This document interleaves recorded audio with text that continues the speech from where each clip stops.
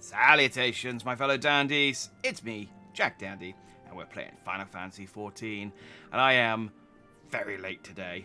I posted on Twitter why. Because we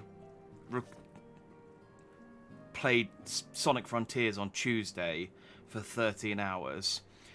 YouTube caps the amount of the video length you can upload to 12 hours, so I couldn't upload the VOD. Now, in hindsight, what I should have done is stop recording when we hit 12 hours and then record the last hour as a separate video. That would have been the clever thing to do. I didn't do that. You were always late. I know I am always late. You know, things come up. But today I'm very, very late. But I knew ahead of time I was going to be late. It was annoying because I was just kind of sat here, kind of just waiting until the video rendered, which is why I was late. So I had to split it up. And the annoying thing is, I did the first part as 5 hours because that was when I took my first. Basically, I cut it when I took a break. So I thought I had rendered that first 5 hours and uploaded that and posted that this morning.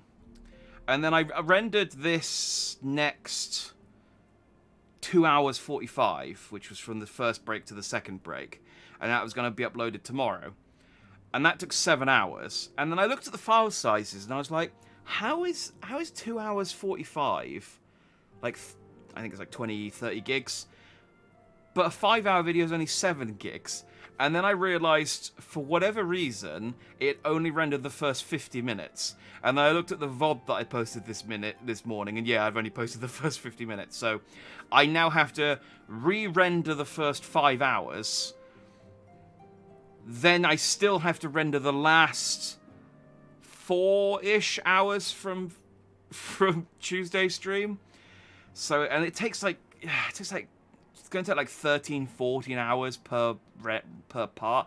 It's so annoying because it's like I can't do much whilst it's rendering. I can do some stuff. I just can't stream because it uses too many system resources. You'd basically get a clip show, and the bitrate would all be screwed up. And yeah. So that's unfortunately why I'm starting at 10. I will go a bit later than normal. I'll probably go to about 1, just to make up for it, so we do get the full 3 hours. Jeez, life story, bro. I mean, that's what my opening monologue's for me to talk about me. And the other times I talk about me. But anyway, yes, you are right. Let's crack on with Final Fantasy XIV. It's time. We are starting the 3rd expansion, Shadowbringers. I have been posing at the desk.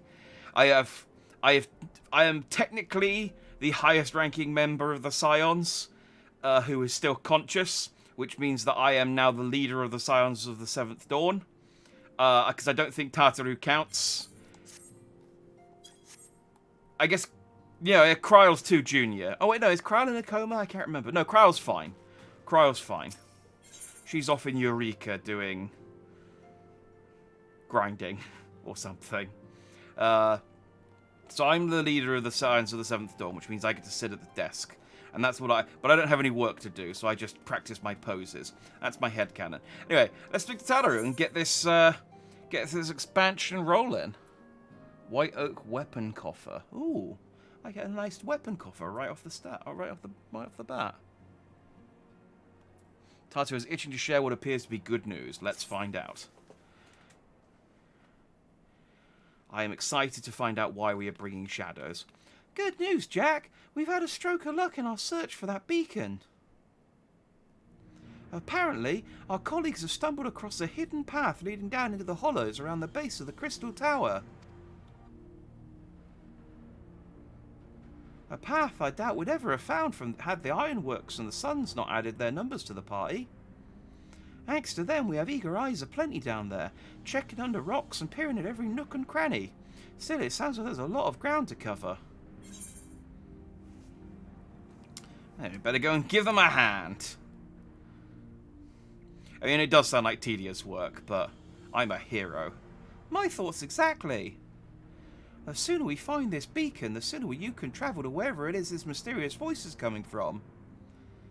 And the sooner we can work out how to help our friends. We have to find a way to wake them up, and before the Empire comes calling again.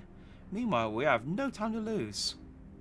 Yeah, there's quite a few threads running at the moment, isn't there? There's a boat in North Silvertier waiting to ferry people to the site, so let's be on our way. Ooh, that's a fancy new quest accepted song. I like that. It's jazzy.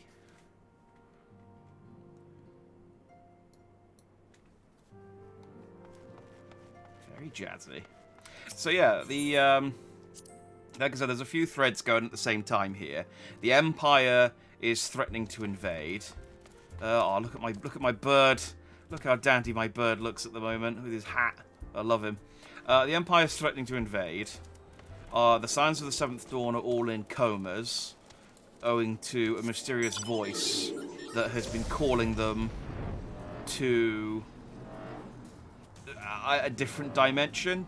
And we are now traveling back to the Crystal Tower so that we can try and go there and save them. And at some point we shall bring shadows. Again, I don't really know why it's called Shadowbringers yet. That hasn't come up. Is this a dungeon? Have we done this? Keeper of the Lake.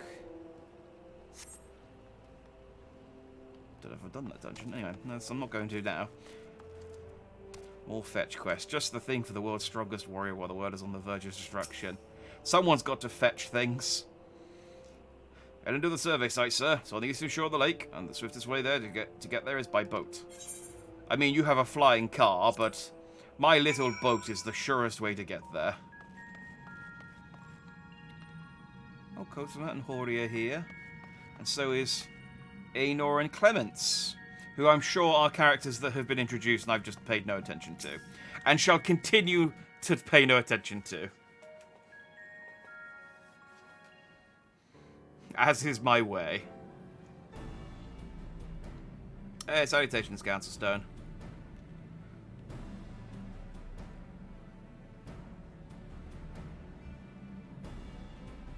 So, I don't 100% remember what led them to the Crystal Tower. Look how many people there are.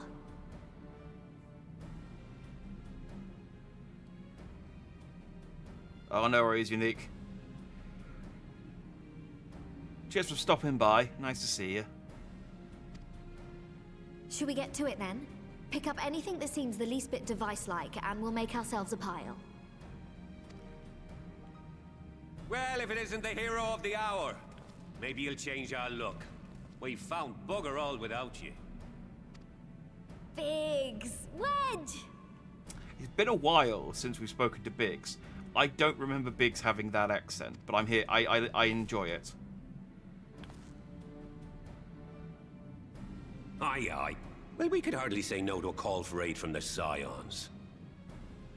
Jesse called it the chief of some other business, so we'll be working twice as hard to make up for his not being here. Thrice as hard, even. Thank you, I don't both know of which you. sound like I'm that sure either, we'll find really. that beacon in no time. Maybe they've had new voice actors since the last time we spoke to them.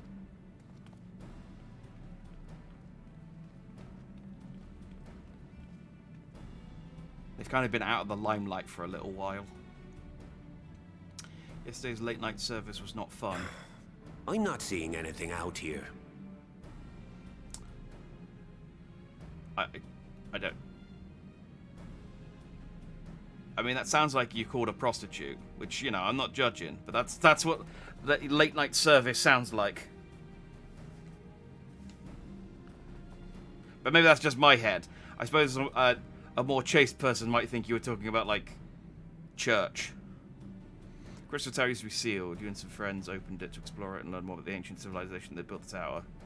Yes, I remember that. We went in there with Gear...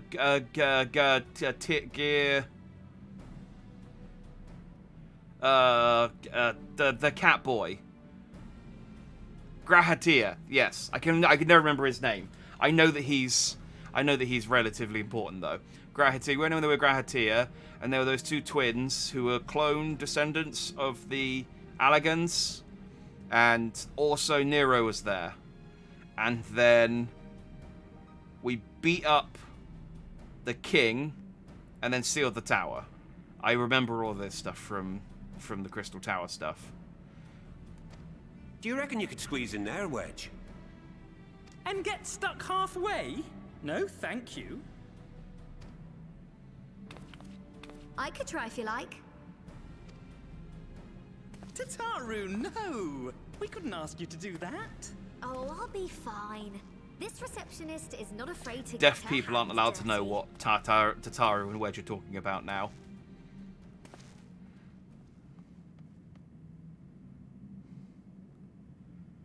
There was a... Oh, cooking late night service. Sorry, Stone. I thought you were going to say, like, Sorry, I ordered meant a to say, prostitute, but she was the awful. scholars haven't finished their preliminary assessment of the site All yet, hands. so we're not supposed to venture too far in.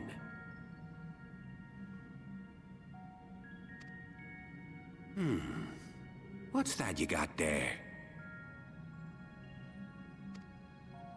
Now that looks promising. It's got a little symbol on it. Isn't that the Ironworks symbol? Counterfeiters? Now I have you. You are right. What's happening?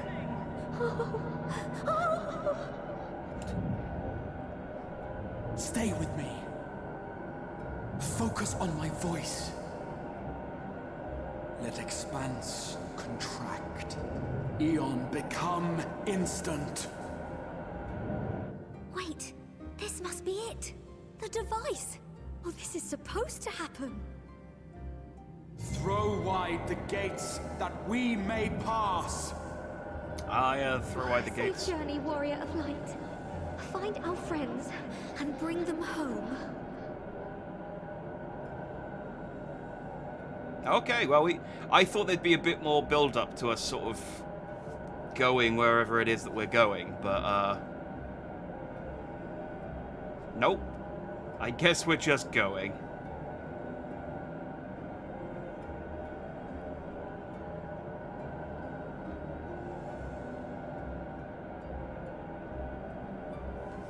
Oh, it's waiting for me to press the button. I was thinking, man, this transition is taking a while.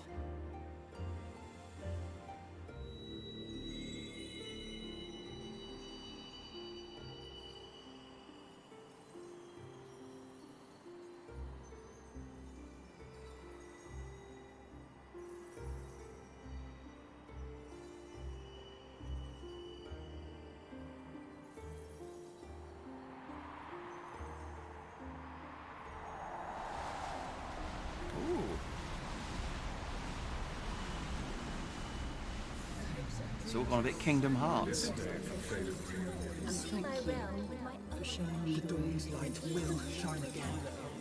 Oh, do not look at me so. You're slaves to a tyrant. There's no freedom in that. This is one battle you cannot fight. Away with you. Spirited accounts always comes with we did everything right. Everything that was asked of us, and I still... just expected one of them to bonk him in the Still face. it You're like, came to ah, this. god damn it! Ow!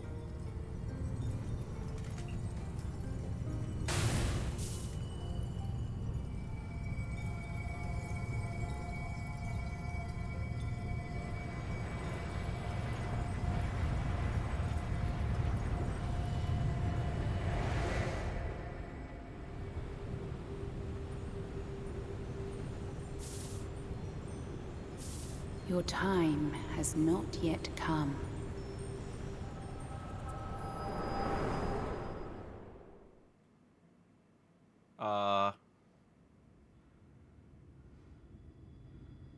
She's probably not important. We can probably just ignore that.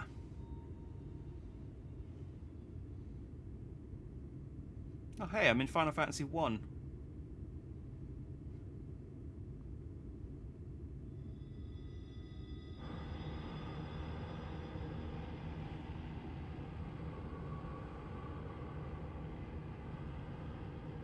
Oh, that looks like, Ilberd? Ilbred? Ilbad? The Warrior of Darkness, I forget what his name is. I've got his card. Ardbert, thank you. So I shouldn't really catch up on chat. I was trying to focus on the cutscene because I thought this was the introductory cutscene for the expansion. It's probably important. I didn't want to miss anything. But Salutations, acting hero. Drunken MMO night. It's not nighttime in England, is it? Yeah, it's 20 past 10 at night here.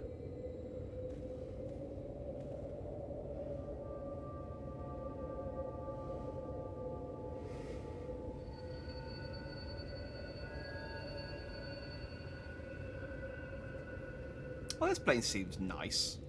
From endless dreams I awake.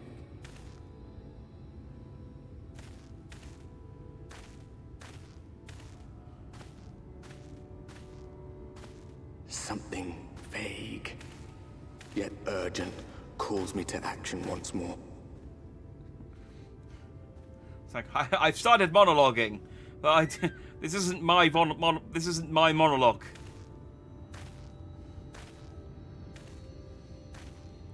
Started monologuing in someone else's voice. It's weird.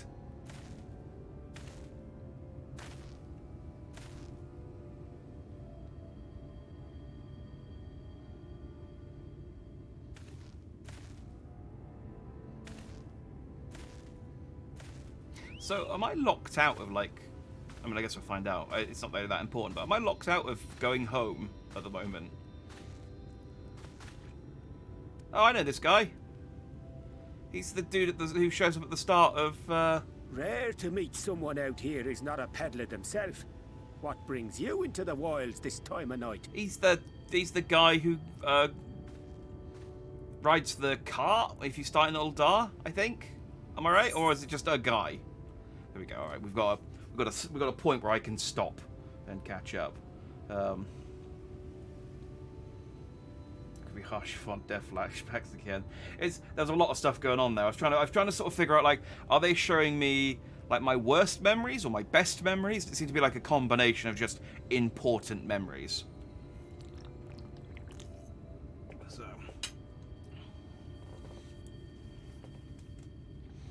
you wake up in someone else's body on top of having the wrong voice, and that would be really weird.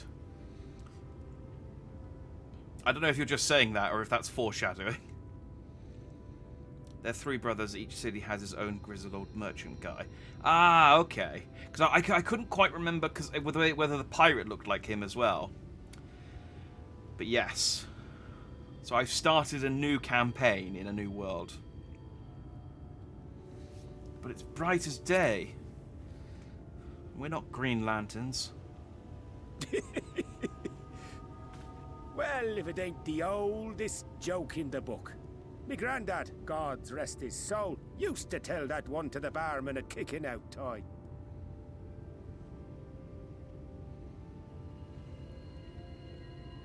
And when, pray tell, did we last have a dark night? You rotten old drunk, you, he'd reply. Oh God, I found myself in Iceland.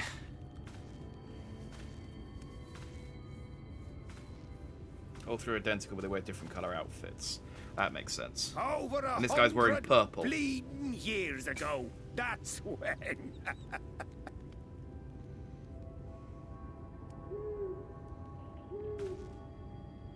So I'm guessing we've come to Ardbert's world, which was bathed in light. That look down to a T. I'd almost think you meant it. I thought we sent Minfilia here to fix this. Ah, got to you, did they? Poor beggar.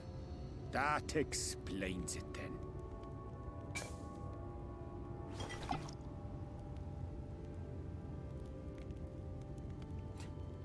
Tadaru told me not to accept drinks from strangers. Well, I've roads to travel and wares to sell, but you'd best hurry along to the town nearby. Just head east through the trees and aim for the Shining Tower. You'll find the place soon enough. 'Tis the biggest settlement for malms around. Go on now, friend. They'll take good care of you in the Crystarium.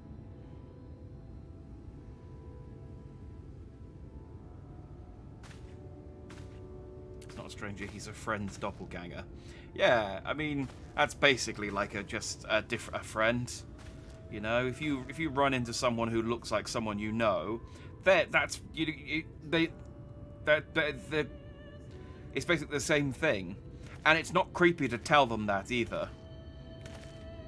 If you go up to a stranger and you go, "Hey, you look just like my friend Steve," It rises. they'd be like, The gleaming spire. I mean, what do you want me to do with Its that? It's tips like, we should be threatening to pierce the friends. blinding canopy.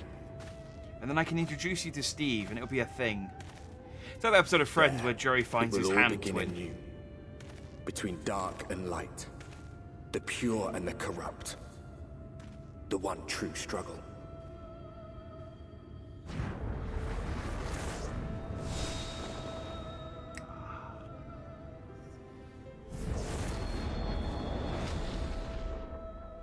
We got our title card.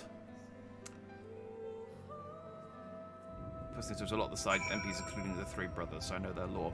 I mean, I at least recognized him from, and considering I started this game, over a year ago, I'm surprised I do. But mounts unavailable. Okay, I guess we're just walking. I can still go back to Limpsa though, so that's good.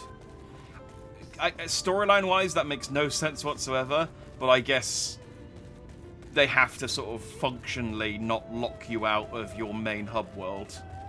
So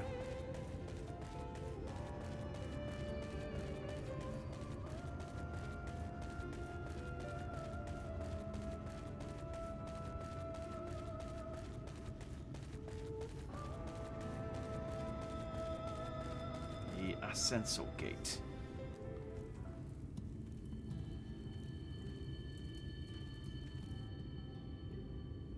Halt!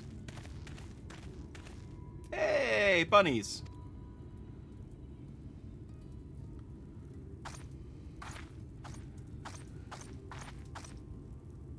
Every face in this city I know. Yours, I do not. See, all I would have just done is rather than having alternate versions of everyone's, I would have just had Vera versions of everyone. I suppose they didn't add Bunny Boys until the next expansion. There's an oversight. An oversight. Just imagine if everyone was a bunny version of their normal version. This is the threshold of the Crystarium, stranger, and I am its gatekeeper. If you would enter, you will answer my questions.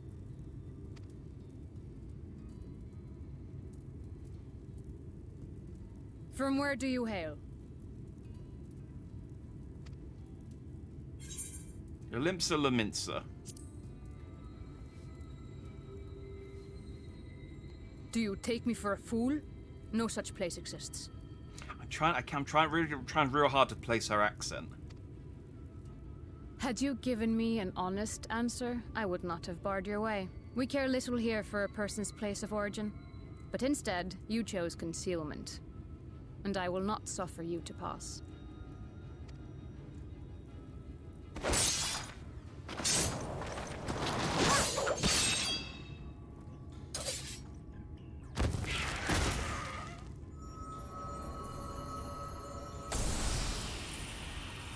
Ooh.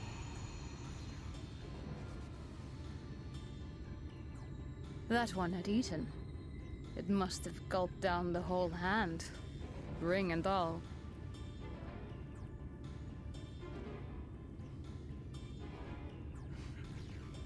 I take it you like the Kurt Gateguard then, Zajatas.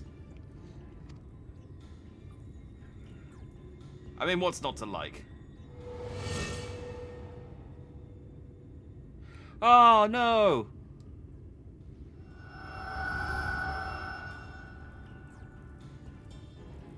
The one person we met!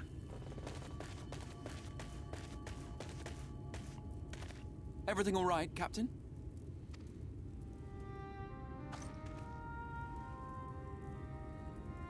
Quite all right, my lord. Just a stray sin eater, and a weak one at that. I see. Weak or not, we should be on the lookout for more.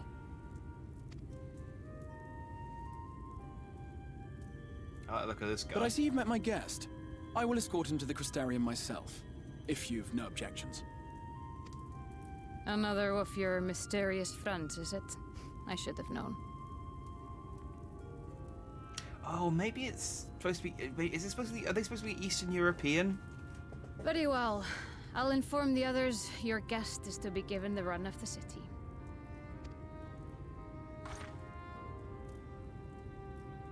Pray forgive my less than cordial welcome. May the rest of your stay with us be a pleasant one. Yeah, I think it is supposed to be an Eastern European accent. Come with me. I will answer whatever questions you have when we are somewhere more private.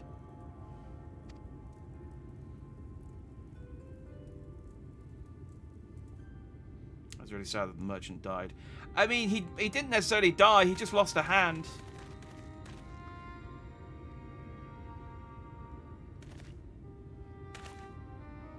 Right then, before we plunge into the wheres and wherefores, let me first thank you for answering my summons. And then never shows up again. I mean, I don't know that he doesn't, but... I had intended to bring you directly to my personal quarters, but I fear my aim was slightly off. That you are still able to make the crossing unharmed is a great relief. And so, we come to the question of where. The realm in which you now find yourself belongs to one of the 13 reflections, or shards. The first, to be precise, even if its inhabitants are largely oblivious to the fact. Stratus, I'm going to need you to stop being horny on Maine, if you can help it. Bunny Girl's no longer here.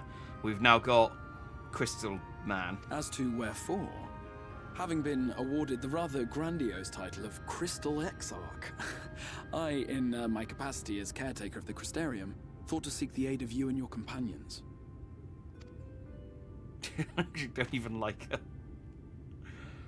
You're fickle. You're fickle.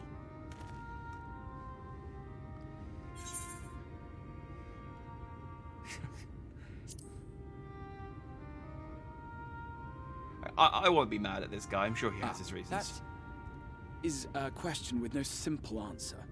But all shall be explained in due course, I promise you. Let us begin with the glaring skies up above. It's a good job I wear my sunglasses everywhere. Here in the first, the world has been all but consumed by primordial light. It began a century ago, by this realm's reckoning. A luminous flood swallowing everything in its path. More than 9/10 of this star was lost. And the fortunate few who survived are hounded by abominations born of that catastrophe even now.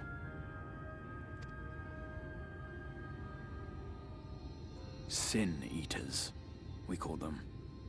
The creature you saw earlier was one such monstrosity. The bunny girl, or the thing that the bunny girl killed? I thought they were called Vera. I have an assistant who's one, a retainer, you know. It was to save the first from this menace that I learned to bridge the rift between worlds. That I might call upon the aid of the greatest of heroes. I love how impractical his hood is, because even just standing normally, the spikes on his hood are poking into the fabric on the other part of the hood. So it's just, he's constantly tearing holes in his own hood. Though it meant depriving a world of its champion, I had to try, for in saving the first, you would bring salvation to the source as well.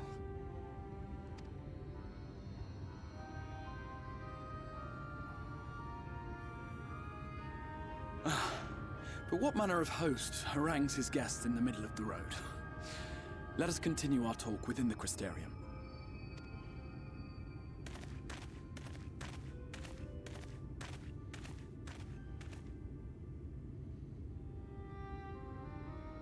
Ah, so they got their own crystal tower. Fancy. I wonder if theirs is sealed because it's evil too.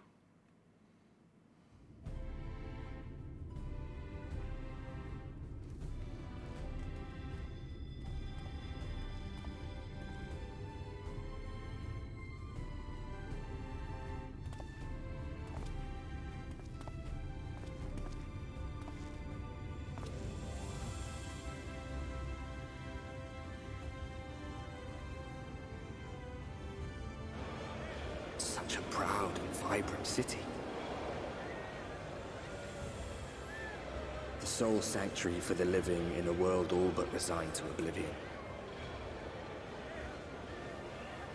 Each stone was laid with hope. The town itself a symbol, a monument to defiance in the face of death.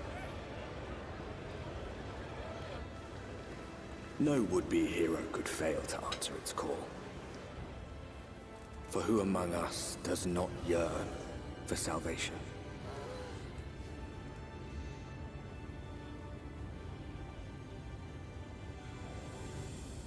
Crystarium.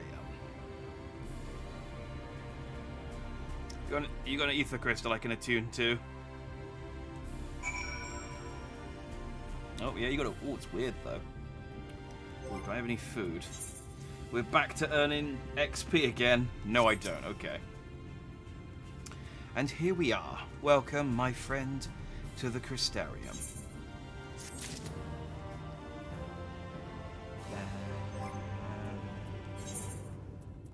Let's see what I got from this. Oh, I think I can actually... Nope, I can't.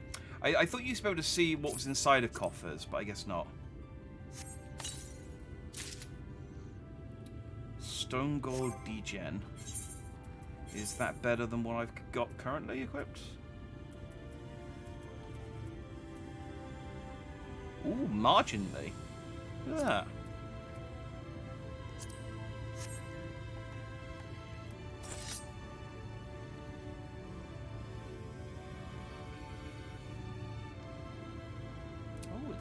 It's alright, it's a bit plain, but you know, I suppose it's a free starter weapon. I do love, I mean, I suppose if I'd put more effort into Eureka and gotten a better version of Murgis, I probably could have, it probably wouldn't have been immediately outpaced, but I love the fact they just immediately give you a sword which is better than what you've currently got, and it's like, yeah, all that hard work you did previously, yeah, it's all been reduced to decoration now. Ooh. Oh, chest. Oh, I get a whole set of new gear. Excellent. Now, a full and frank discussion in the privacy of my study would seem to be in order. But I think our conversation would be more meaningful were you first to gain a firmer grasp of the situation here. To that end, I would like you to visit a few of the Crystarium's civic leaders and glean something of this world and its predicament. Basically, go and give yourself a tour. I'm not going to do it for you. As you can see, this path will take you directly to the Aetheryte, a convenience with which I am sure you are only too familiar. Being the rightful object of my summoning spell, you should in theory be able to reach all the way back to your etheric trail and find a connection in the source, believe it or not. I strongly suggest you complete this attunement before venturing any further.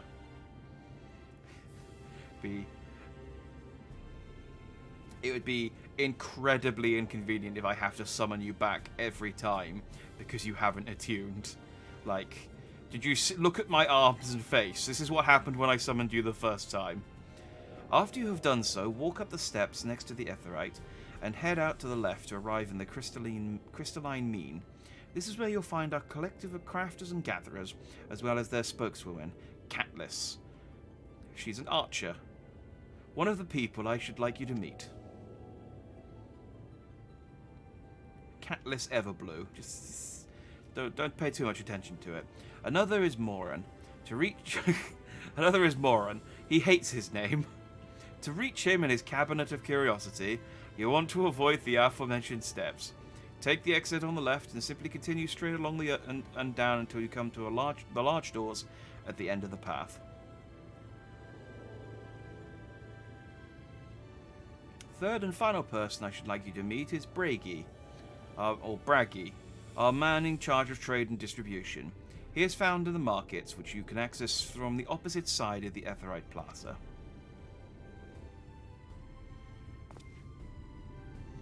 In seeking out each of my colleagues, you will visit the major districts of the city and hopefully gain a feel for the place. I trust my directions were simple enough? Crystal clear. Get it? Very good. I concede the layout of the Crystarium owes more to historic necessity than planning, but I'm sure you'll learn its twists and turns before long. In all honesty, the true challenge may be in finding the right way to approach its citizens. As you discovered during your encounter with the Captain, the people of this world are unaware of the existence of other stars, and will struggle to accept the truth of your origin. That being the case, when they ask whence you hail, as they inevitably will, I suggest you claim to share a homeland with the Crystal Exarch. There is an unspoken rule here about peering too deeply into that particular mystery. When you finish making the rounds, pray meet me in the large courtyard at the centre of town. Until then. You're not going to tell me what your hometown is then, or I'm just supposed to say, oh, I come from the same place as the Crystal Exarch, don't ask too many questions, and I just tap my nose and wink. Fair enough. Oh, I've still got Hildebrand. Let's do the minion roulette. Let's get someone new in. What we got? Oh yeah, that'll work. Poor guy. How often do you get called moron in school, in your opinion? Oh, I mean, children are mean. They would have absolutely torn him apart. You know. If you've got a kid called moron, he's gonna get bullied.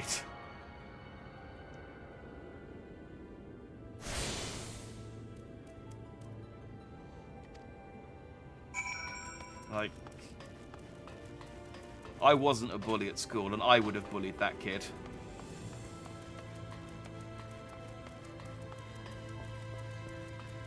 Just... No, not like physically. I would have just called him moron the moron. Because... I mean, it's not, you know, children are cruel, but they're not incredibly inventive.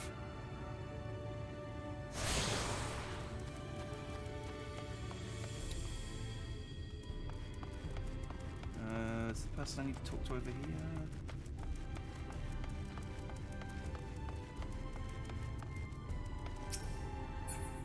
No, okay.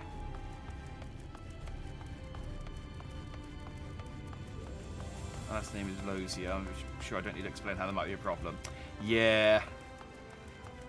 Yeah, no, I can see that one.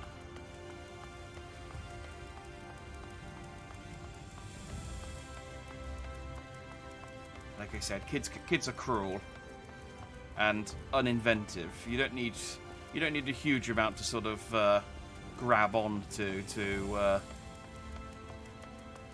for it to become a nickname of ridicule. I wish the Aetheryte shards had arrows on them like everything else to tell you whether they're up or down. I mean, I'm guessing that one's up since it's not here.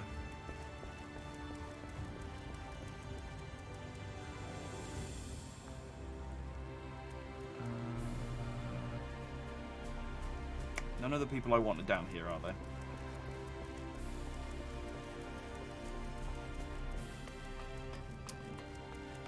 Ah, but there is an Aetheryte shard.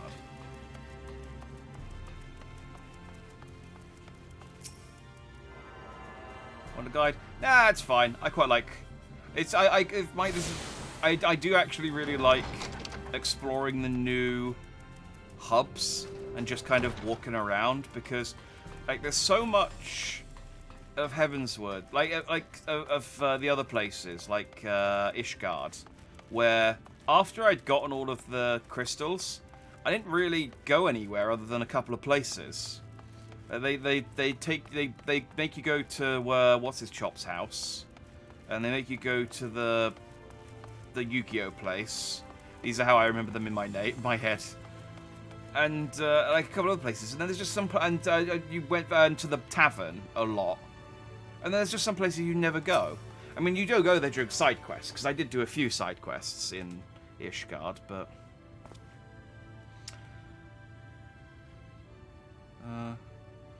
excuse me, sir, have you recently come to the city, perchance? I'm quite familiar with our civic roles, you see, and well, him. But what I mean to ask is, have you brought any books with you? A rumpled scroll even, a scrap of scribbled on parchment? Oh, my apologies. Literature is something of obsession of mine, as well as a profession. Librarian Moron at your service, and this humble collector is known as the Cabinet of Curiosity. I like that they've called the character who Moron who made him clearly an intelligent scholar type character. As your powers of perception have likely informed you, my colleagues and I are responsible for curating all manner of tomes, documents, and other vehicles for the written word. As horrific as the loss of life and land wrought by the flood unquestionably was, the damage to recorded knowledge was no less catastrophic. We few do all we can to preserve what wisdom survived. But tell me, what brings you to the cabinet today? Looking for any title in particular? Perhaps a spot of academic research? Oh, so you've been interested in modern history. Splendid. A thorough review of recent events can yield novel perspectives, I quite agree. If you would prefer something visual to accompany the account, then I think I have an illustrated history book for children somewhere. Just a moment, I'll fetch it for you. It pops up and everything. It's definitely around your level. Yeah, Forton Manor, that's the guy's place. The Forgotten Knight, that's the pub. And the Congregation of Our Knight Most Heavenly, the Yu-Gi-Oh place. Yeah, so you go to those three spots over and over, and occasionally you poke your head into the slum area during a couple of bits, and then you just don't generally check the rest of the city out. And here we are. Would you like to pull up a chair? Make yourself more comfortable? Ahem, on with the lesson then. I got the one with the big text.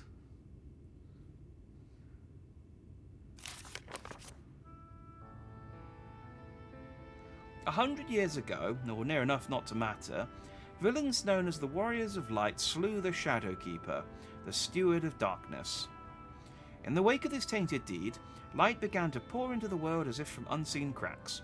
It pooled and swelled without cease until the day an enormous blinding wave rose up and swept across our star. We called this calamity the Flood of Light. Everything it touched was leached of life and vigour, leaving naught behind but a luminous wasteland. Ah, so it's like a radioactive apocalypse then. Yet just when it seemed that all would be lost, a saviour appeared before us. The Oracle of Light. She stood twixt us and approaching doom, and by her powers did she stay the flood. Thus was Novrand, and Novrand alone spared the fate of Eurasia. So is that Minfilia? So I guess time must move differently if that was 100 years. If that is Minfilia, and that was 100 years ago, because it was only like a few months ago for the Warrior of Light.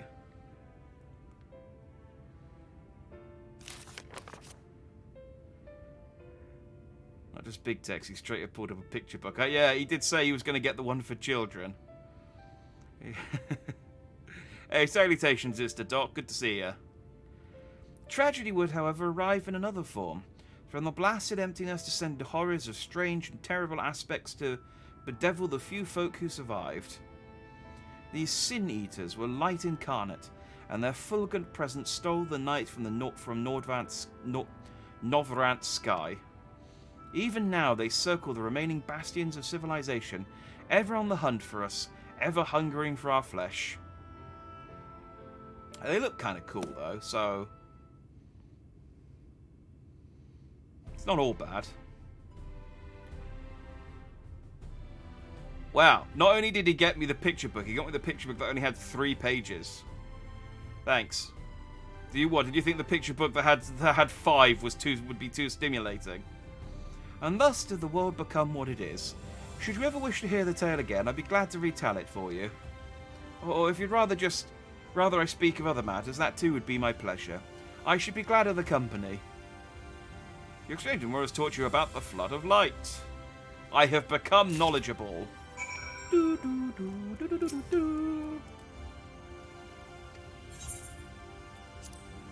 let's not review modern history. Onwards. Warren's like, oh, maybe I misjudged that fellow. Maybe he was smarter than I thought. Oh, no, he just jumped off the balcony and fell 3 stories, shattering his ankles. Never mind. He was a moron. Takes one to know one. Haha. I hate my parents. That door doesn't open. Wouldn't want to overwhelm your poor little brain. It's just like he's talking to him. He's like, he's not saying anything. He's just nodding and smiling. Like, is he? I honestly can't tell whether he's taking any of this in.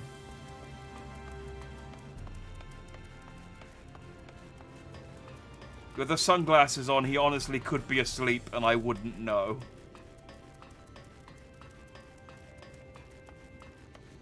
This is the problem. I've come to a new world. No one knows that I'm cool. Plus, if I try and explain to them that I'm the Warrior of Light, I'll sound like a bad guy. It's like, hey, I'm the Warrior of Light. Kill him! He's with the Sin Eaters! It's like, oh, dang it. I need to come up with a new name.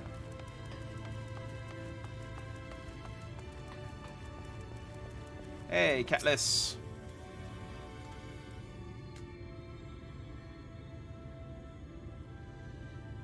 Not quite a Katniss, not quite a Cutlass.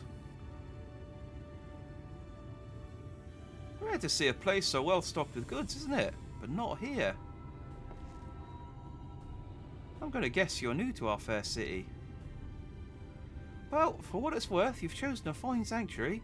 The Exarch can throw up a barrier if the Sin Eaters come knocking, so it's a damn sight safer in here than it is out there. Safer and more civilized too. Thanks to us and the mean, we work together to procure materials and resources and craft the goods which make city life possible. This is the place you to visit if you need a coat mended or a kettle forged. But only those two things. We're very limited on resources. Just don't go thinking it will all be handed to you on a plate like those Yulmoran layabouts. Wait, hang on. We were learning more about the morons. What was that? Here in the Crystarium, we work for a living. Oh, I see you're no stranger to honest labour. You don't have that whiff of indolence about you like some folk I've met. Still, I can't quite pin down your profession. Where is it you're from? Same place as the Exarch. One of the Exarch's countrymen, you say? I see. Oh then, I work twice as hard to make you feel welcome. Our city wouldn't even exist if it weren't for him, and any friend of his is a friend of ours. We have to trust him because, I mean, what other choice do we have? It's really quite incredible when you think about it. They say his grand magic summoned the Crystal Tower into existence, pulled the entire thing out of thin air. Wasn't long before droves of refugees began congregating around its base, desperate for shelter after losing their homes to the flood. And that's how the Crystarium began. At the Exarch's invitation, buildings started going up, and with the help of some curious relics brought forth from the tower, the place gradually expanding into a thriving metropolis you see today. And the thriving metropolis you see today. Also, we're working really hard. Actually, no, I'll wait until it's brought up, because I imagine it's an issue. But the city stood here for decades now, yet the eldest among us swear the Exarch looks exactly the same as he did back then. He's indeed a man of many mysteries, but for all his secrecy, he has never yet let us down. So, if he and you wish to remain silent about your shared homeland, then the folk here will respect your wish for privacy. I am, however, more than a little curious to see any crafting talent you might be hiding. If you've ought to contribute on that front, I'll be sure to come back and visit once you've had a chance to settle in. Just ask for Katniss and I'll come find you a niche here in the crystalline mean. You can help us keep the cogs of the city greased and turning. I've learned about life in the Crystarium. I mean, I do have some crafting expertise. Unfortunately, I don't know how to actually do any of the crafting stuff because I haven't actually been doing any of it. But, you know. Oh, hey, it's one of these things. Buzz, buzz. You're Allegan technology. I know you.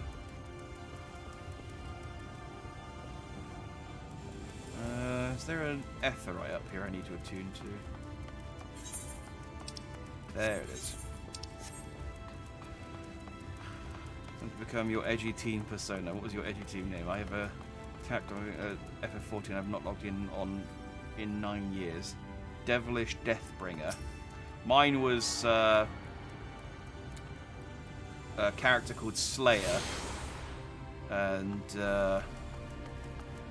he had a ultimate form. He was very heavily Dragon Ball inspired, and he had an ultimate form called Perfect Slayer.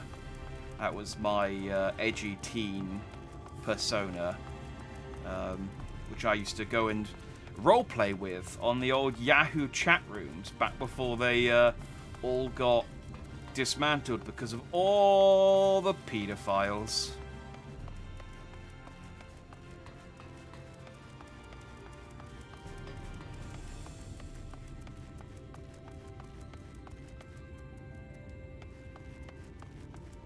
Great, that's how you gotta act in this world.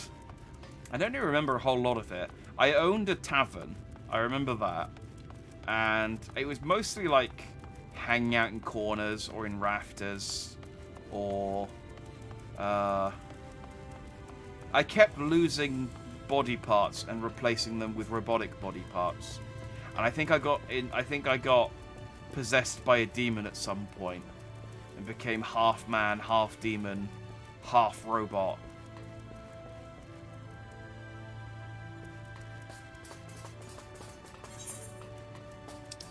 It wasn't a good character. Are there any crystals up here I need to attune to, or is this just a walker? I'm going to assume not and jump down.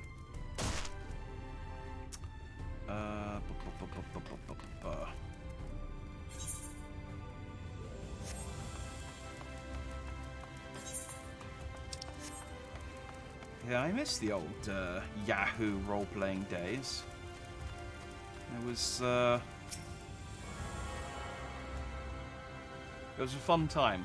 It was just a load of people who all wanted to be the main character of their story, trying to get other people to care about their characters. And it was just like competing for who could tell the most convoluted backstory. It was great. They even had a fight system called, I think it was called 757. No, I think it was called 575. And the idea was you wrote a 5-word startup, and then you had to write 7 words to connect your attack. But if the other person could write 5 words to dodge your attack before you could write the 7 words to connect your attack, then your attack failed. But the servers were like notoriously laggy, and there was obviously like, people were chatting from all over the world. So what would happen is by the time they'd even seen your post, you'd already posted the follow-up attack, and so they'd had no chance to actually block it. It's just like, it didn't work at all. That's a nice little trip down memory lane. I had a GeoCity site for my tavern that I owned. I used I think Legend of Zelda sprite pack to put together a floor plan. And then used GeoCities to host my floor plan. Oh, simpler times, simpler times. This was like late 90s, early 2000s, so it was a very long time ago. Due to the city, friend. A spinning head and wide eyes give you away. That's right. Oh, wait, those aren't wide eyes. I see now that you're closer, you're wearing sunglasses. I do apologize. Welcome, my name is Braggy. I'm a master of these markets. I gave the district another official title, but I'm not in the habit of using it. Too florid by half. In any case, our merchants stock a range of equipment for humans such as yourself, so finding something in your size shouldn't be a problem. I'm sorry, did you say Humes? I'm a here. You beast lion man. Throthgar? Is that what your name is? I don't know. That might be that might be a place in Skyrim. Aye, something wrong?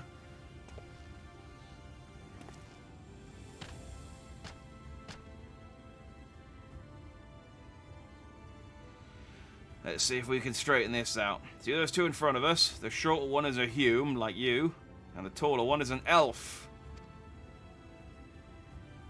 We couldn't be bothered to think of another name for that one. The sturdy individual there is a Gal gent. That's the one with the horns is a Dran. I don't know what that is. And then you have those large, scaly chaps with long tails and a knack for raising livestock. Those would be the Zun. They're this expansion's beast tribe. It's apparently not the name you know them by. Now I'm curious to know which far-flung region you hail from.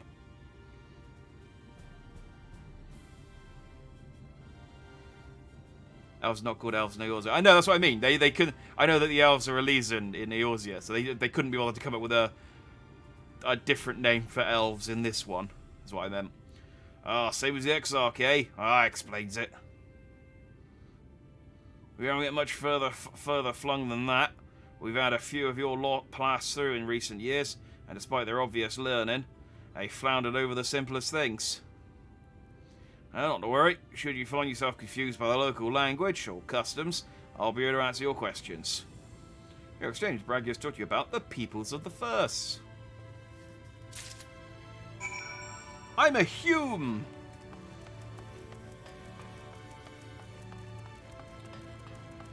I think I would consumed by something like sunglasses would be more common. Yeah, people always underestimate the power of sunglasses. Okay, where have I not attuned? Let's pick these up while I'm...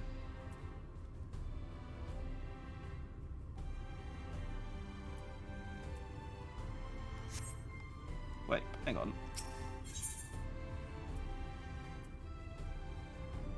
Musical Universalist Markets. How am I not... How can I... What? It says that I haven't... Oh, I guess it's not that I haven't attuned to it. I just can't travel there. Okay, so the two that I haven't got are over by the green marker, so... That's fine. Oh, actually. Let's repair all my stuff. I took a shellacking after the Hildebrand quest last time. Retainers... Zoning down market board. Where are the other... I want to look at the...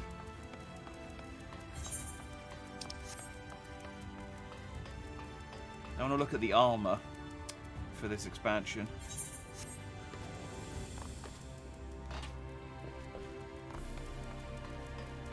Tool supplier...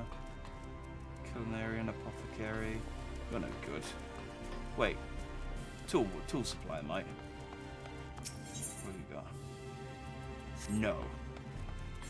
Where's the blacksmith? Ah, armorer. There we go. Not that I can afford any armor. I'm still dirt poor, but you know, it's nice to. Plus, they give. I'm not gonna buy armor because I know that the set I buy is the set that they'll give me.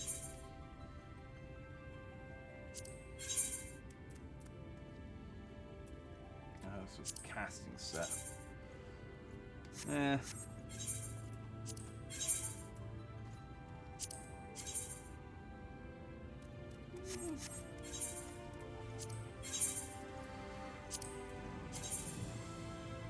Well, that one's not too bad.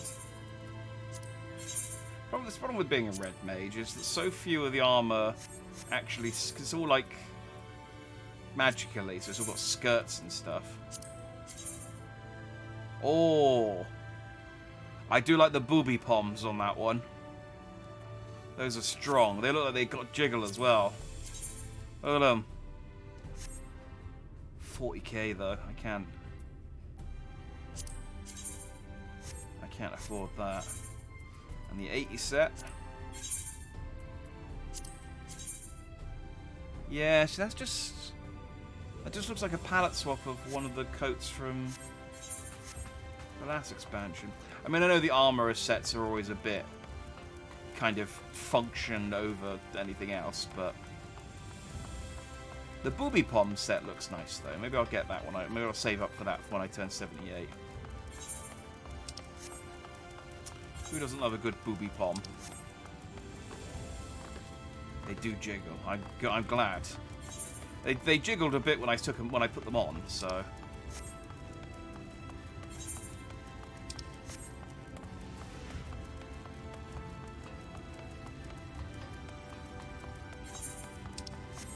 Hey, Exarch. I'm just going to grab these last two Aetheryte shards, if that's okay with you.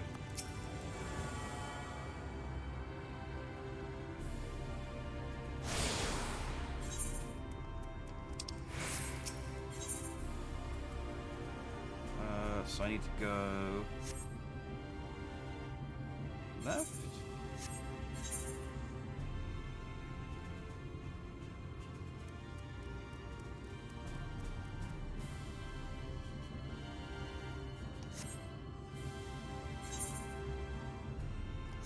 Right, straight ahead.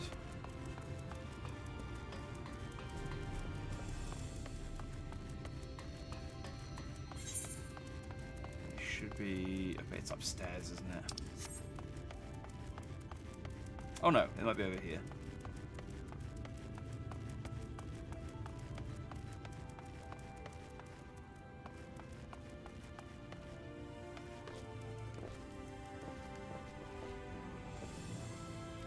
No, it's upstairs, isn't it? It's fine. When I find it, I can tell it fast travel back to the one I just unlocked, so...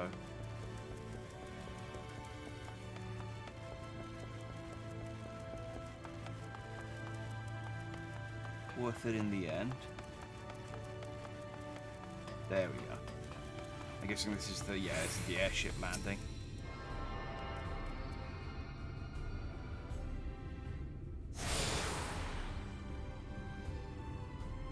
Yay. And I can teleport outside. Oh. And they got Amaros in this one, which are like kind of Griffin chocobos. Neat. Okay, well the first, you know, apart from all of the apocalypse, the first seems pretty decent so far.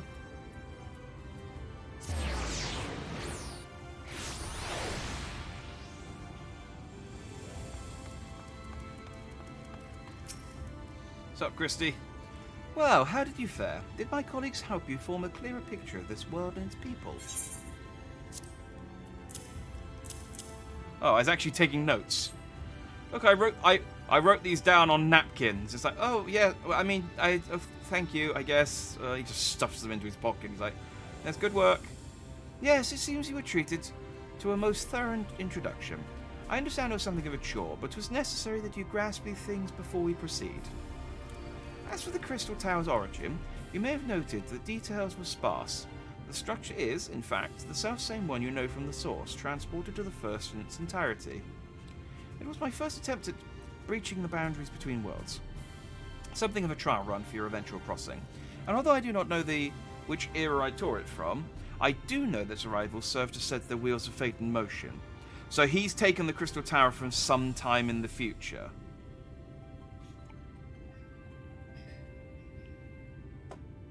Or he took it from the past and it goes back at some point. Those are the two options. But I did just unlock a chest piece.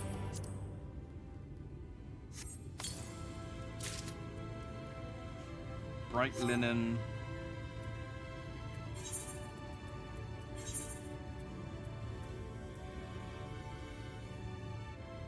Ooh, it's slightly better as well. What does it look like? Oh, that was the first set we looked at, wasn't it?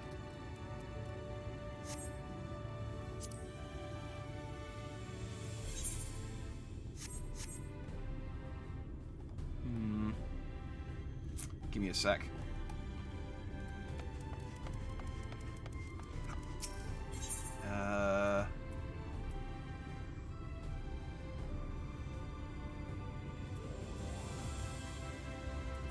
Sounds closer.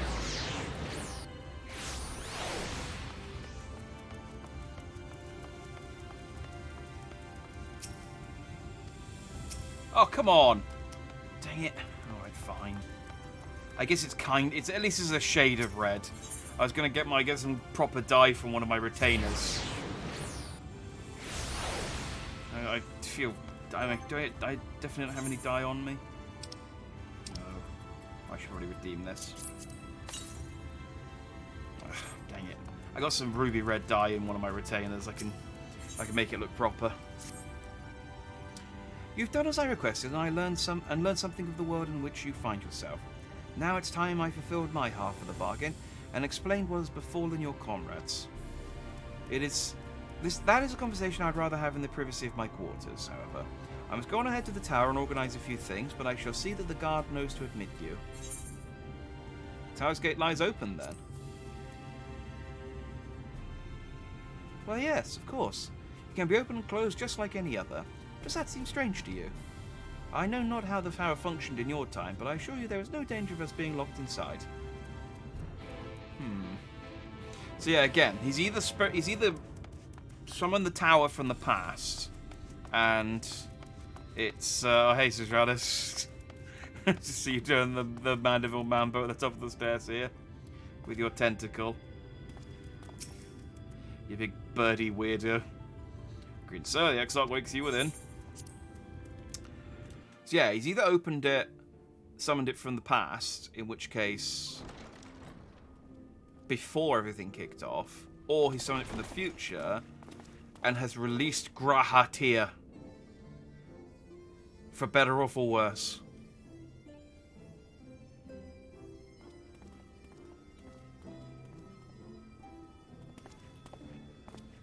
Welcome to the Ocular, my private study. We can speak here without fear of being overheard. I have much to explain, but the truths which I must touch upon in doing so would cause only distress and confusion to the people of this world. Pray keep that in mind. Now, I am sure you are desperate to know the fate of your fellow Scions. To put it simply, they are here in the First. Their arrival, however, was not as recent as you may imagine. Here, time flows at a different pace from that of the Source. In the space of a single hour in your home world, an entire year might pass in the First, and the reverse could also be true. The pace fluctuates without rhyme or reason, and it cannot be predicted. That said, we seem to be entering a period of near equivalence, and thus, for the moment, you need not overly concern yourself with the passage of time. As for your companions, however, Yustola and Urianger have dwelled here for 3 winters, all told, while Thancred's count stands at 5. Okay. So it's not a case... So it's a case that their time here is longer rather than we don't have any risk of going back and finding our bodies all old and withered. And we just like, oh, dang it. I was only gone an hour. That's good. Although, I've still got my body. So I don't have a... It's just everyone else that's kind of here in spirit only. Even our more recent arrivals, Alphino and Alize, have lived in the First for almost a year. They're 17 now. My intention had been to summon only you, but the art of reaching across worlds has proven exceedingly difficult to master. Thus it was that my fumbling hand closed upon those to whom your fate is most closely bound as well. So why didn't you summon Tadaru? Who? I only summoned those who think highly of you. Tadaru clearly doesn't care. Their transference was incomplete. Though they may appear to possess corporeal bodies, they are, in truth, merely spirits that one can see and touch. Yeah. Consequently, while you yourself will be able to pass between worlds with relative freedom, they will not. Much as it grieves me, they are stranded here, unable to return. Well, that's fine. What we'll do is we'll just tell me how you summoned them here, and then I'll get one of my guys in Eorzea to do the same thing on that side.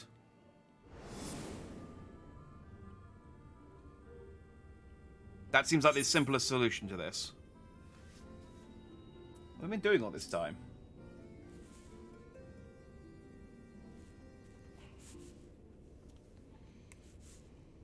We spent every waking hour searching for a way to reverse the summoning. In the beginning, at least. As you may have surmised, however, our efforts met with little success. And then we all but abandoned the endeavor once Urianger shared with us the vision he had witnessed during his journey through the rift. In that chaotic no-man's land between realms, Time and space warp and blend in unexpected ways. What Urianger saw was the future. That which would one day come to pass. In his vision of tomorrow, the First was rejoined with the Source.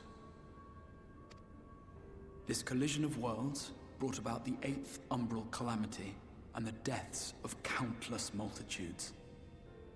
Oh, so not a good thing. Amongst those who perished, Urianger clearly saw the fall of the Scion's mightiest champion. He watched you die.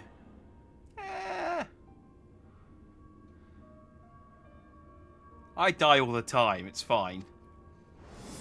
I've got a bird who brings me back to life. The Scions embraced their exile and began searching this world for a means to forestall the coming catastrophe in yours. Their souls are stranded in the First, yes, but they have fought on, desperate to save their home and you from destruction. Nor have their efforts been in vain, for it was they who finally established that the elimination of the Sin Eaters will indeed serve to prevent the calamity. Considering these circumstances of our meeting, you would be forgiven for doubting my version of events. And so, before all else, I would suggest you track down your comrades and hear the tale from their lips. I shall of course be happy to assist in these reunions, and you need not make any decisions regarding your involvement until you are certain of where you stand. Meanwhile, I promise I will not rest until I have found a way to help your friends return home. Like, seriously, just write the instructions down on a piece of paper. I'll fast travel back to Limsa Minsa. I've got a tiny potato fairy friend who's pretty adept with magic. She can bring them all back. Problem solved. Bing bang boom. What say you? Have I earned your trust for the moment, at least?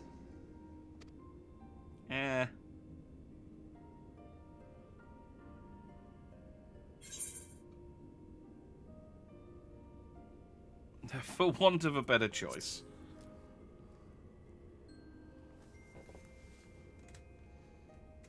Excellent. You will not regret this. With that settled, we shall have to see about getting you ready for the road. Traveling across the rift has no doubt left you weary. I will arrange for a room where you might rest in comfort. While it's being prepared, perhaps I can show you around. I've already been around. I thought that was the whole point of me talking to all of your friends.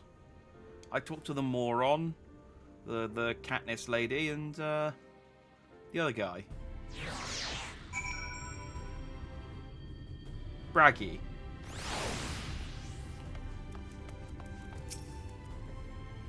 The Crystarium boasts a number of residential districts, but I have been informed that a room has just become available at the Pendants, which, as it turns out, is perfect. Our path there will take us past the markets, and I was hoping to give you my own introduction to their wares. Come along.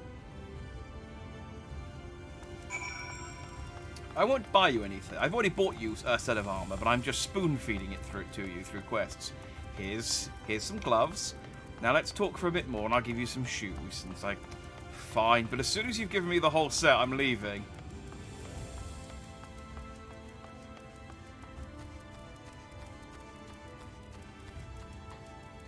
As you can see that my attention's waning, and he just keeps me focused with the allure of fancy drip.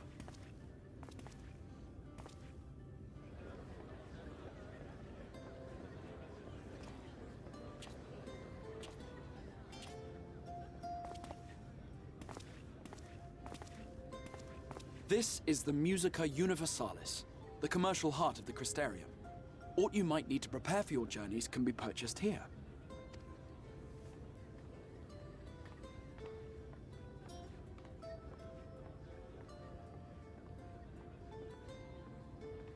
Ah, yes. You must be curious about the currency. Fear not. The gil you carry will serve you well enough. Convenient.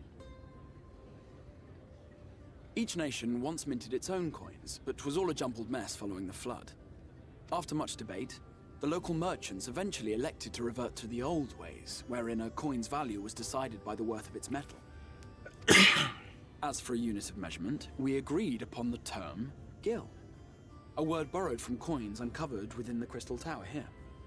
And as our traders peddled their wares across the land, so too did our usage of gil become common practice.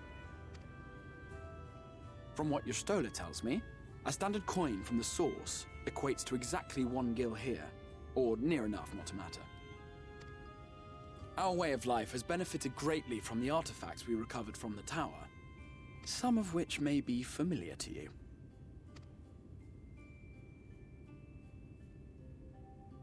Ah, poetics.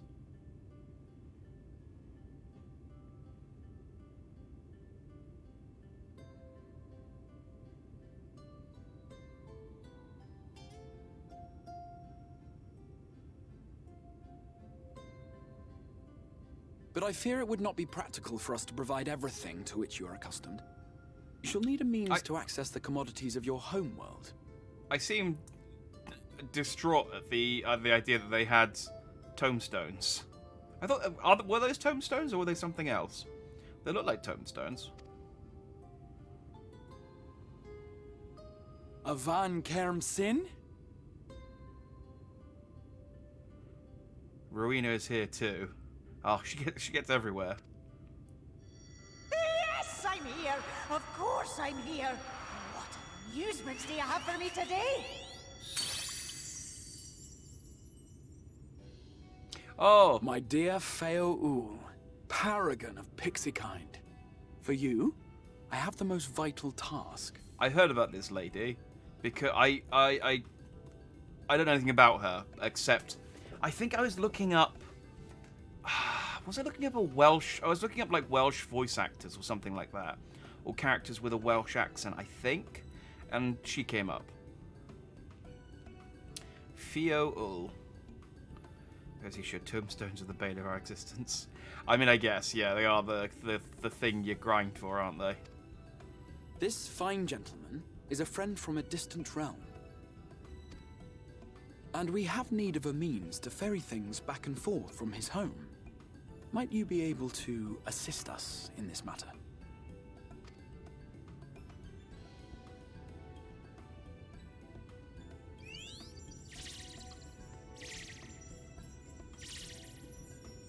You came from beyond, didn't you? From beyond the rift? How wonderfully exciting! What a brave and reckless and marvelous thing you did! You've the heart of a pixie, you do. I can't do a Welsh accent, so I hope I don't have to voice her very often. After careful consideration, I have decided to grant you my assistance. Make a pact with me and the fun can begin. Actually, is she Welsh? I think I remember, I was trying to see if there was a Welsh voice actor. And then I listened to a video of her and I thought, she doesn't sound very Welsh. I think But the actress answer who me does this, her is traveller. Welsh. Did your garments come with you when you crossed over? Your teeth? Your nails? Yeah, I mean, she doesn't have a strong... I mean, maybe it's just a different... I don't know all of the Welsh accents. I only really know the ones from the valleys. Just as I thought! Then you've a good stout connection with your home through which all your belongings, great and small, may easily pass. From this moment forth I will be your Isnefis, and you my Snayak. Like the branch which sprouts from the sapling, our bond will flow unbroken from one to the other. Raise your hand.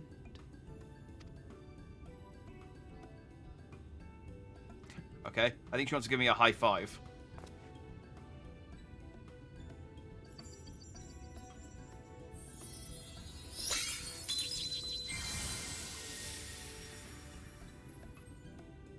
Don't leave me hanging, Theo. We are bound now, dearest sapling.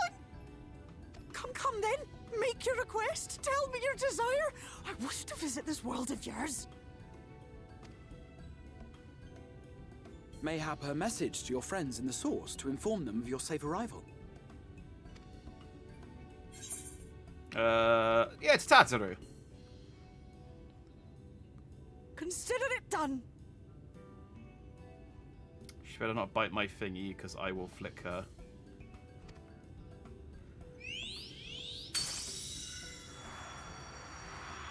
I was hoping I'd get her as a minion, and she can just follow me around. Ul of the Pixies. Their kind possess an affinity for magic akin to that of arcane beings. They rarely show themselves in populated areas, but Feo is insatiably curious even by Pixie standards, and seems to have taken a liking to the Crystarium. Right, we were going to organize a room for you, weren't we? Come along.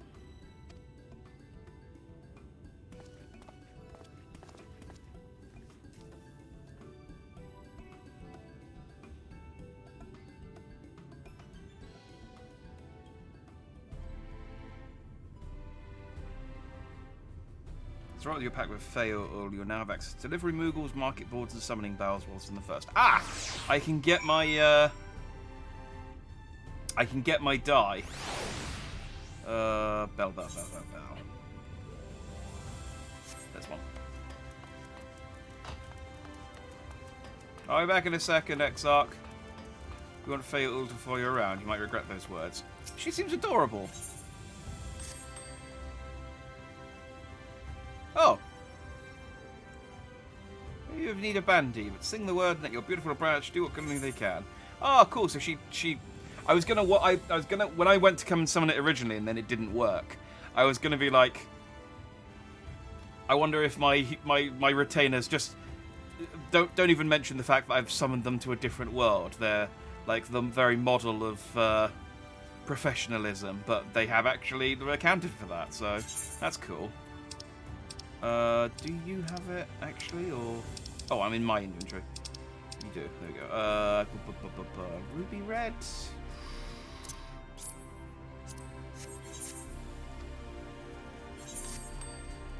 No. There we go. I probably should test it to see what dye looks good on this.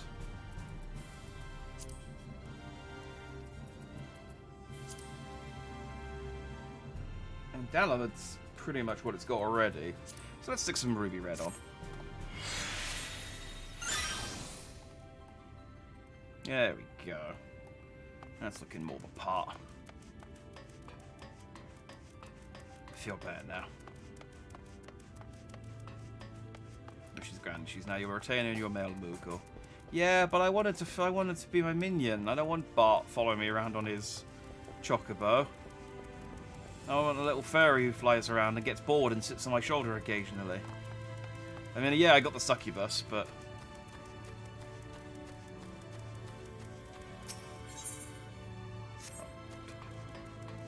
I was like, why am I running over? I could just use the Aetheryte, and then I could use the Aetheryte that was right next to where he is.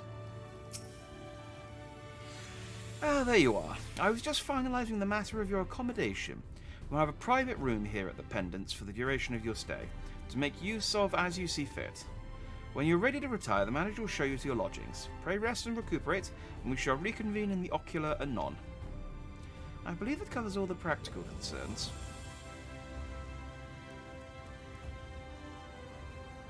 Thank you for answering my call, Jack. We are denied the comforting blanket of night, but may peaceful dreams attend you nonetheless.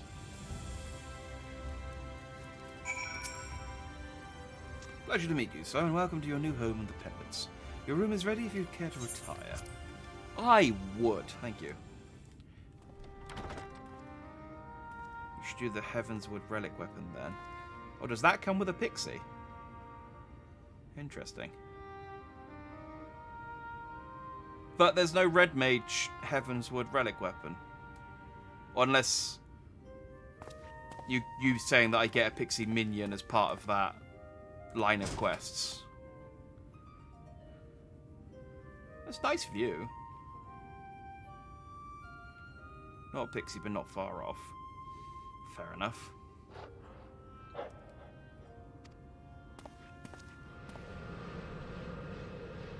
Oh, hey. Sorry, they said this room was free.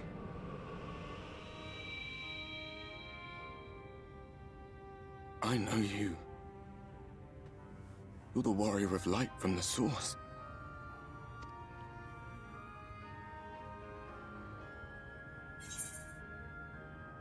You haven't washed that in a while, have you? The warrior of darkness. Long time no see. How are you? What? Did you just... You can hear me? Oh, gods, how long has it been? I That was what I called myself in your world. The Warrior of Darkness. My real name is Ardbert. I used an alias in the source. A daft one, looking back. Oh, I liked it. I thought it was cute. If you recall my tale, it was my comrades and I who caused the flood.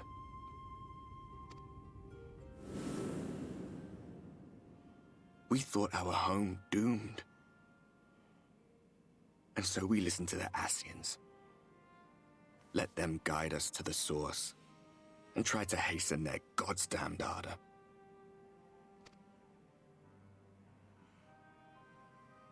I remember when we fell, defeated by you and yours. I remember our audience with Minfilia, how she listened to our pleas and returned our souls to the First.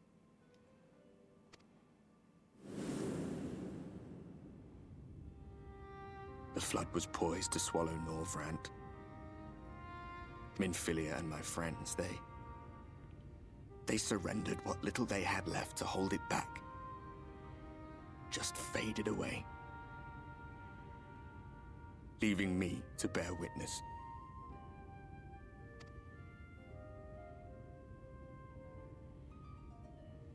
Tell me, do you know the year? How much time has passed since we caused the flood? Like a century, give or take. 100 years. 100 long years. Yeah. So he's been a light ghost this whole time. Huh. Sucks to suck, buddy.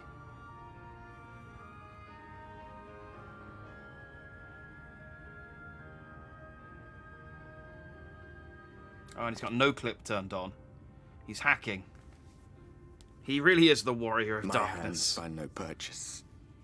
My gestures catch no eye, and my pleas, be they whispered or screamed, reach not a single ear.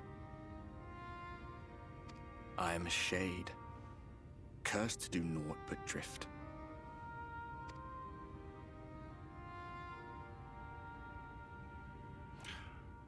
Goes for 100 years and he still hasn't found time to clean his I've axe. been walking forever. I hardly noticed when my mind and body began to fray at the edges. Then bang! My senses were sharp again. I felt like a fish being reeled in, and before I knew it, I found myself in this room. Why is it that you can see me? What are you even doing here, come to that?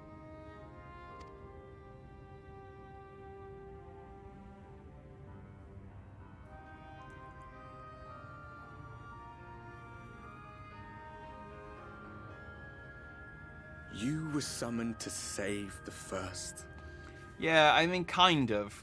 I was sort of summoned to save the First, but also I might die because I was summoned here.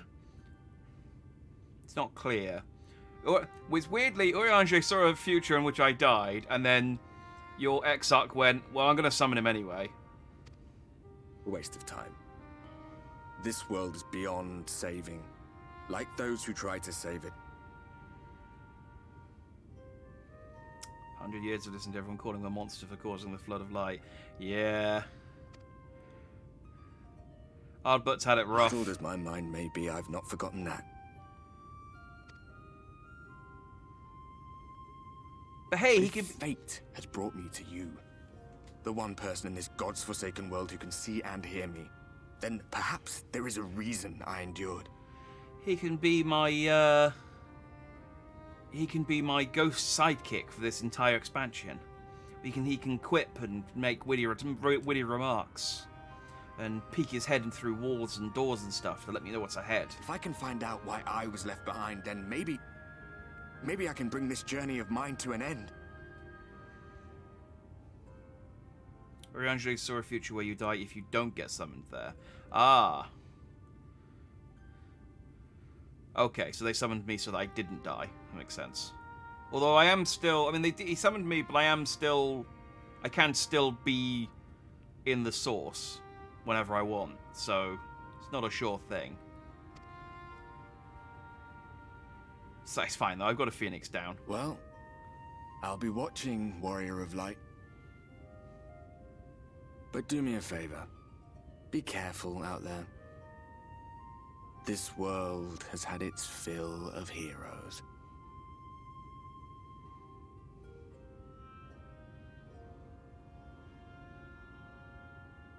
Okay, so I guess he'll just... less of the ghost sidekick and more of the... He'll just sort of pop in and pop out when he's needed.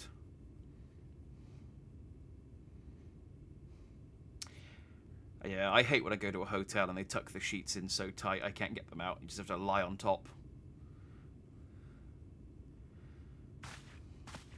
Been there, done that, buddy.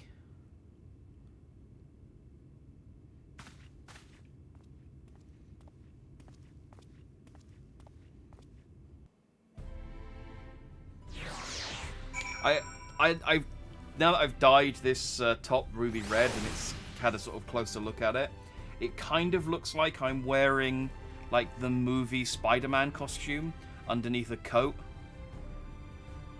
Like it's got that kind of it's the right color, and it's got that like raised bit that he had for the Tobey Maguire one that he had for the webbing. So just call me Spider Dandy. Thanks, acting hero. I'm looking fine. Although I'm still collecting it. I've only got the chest piece so far. I need to get the other parts. So annoyed you didn't take your shoes off out of spite. I mean, sometimes honestly, I sleep with. I wear house shoes most of the time. Although I'm wearing slippers at the moment. I forgot to change my mind. I wear house shoes most of the time. And I sometimes can't be bothered to take them off when I go to sleep. So they are basically shoes that I just wear indoors. So they're clean, as clean as the floors are anyway.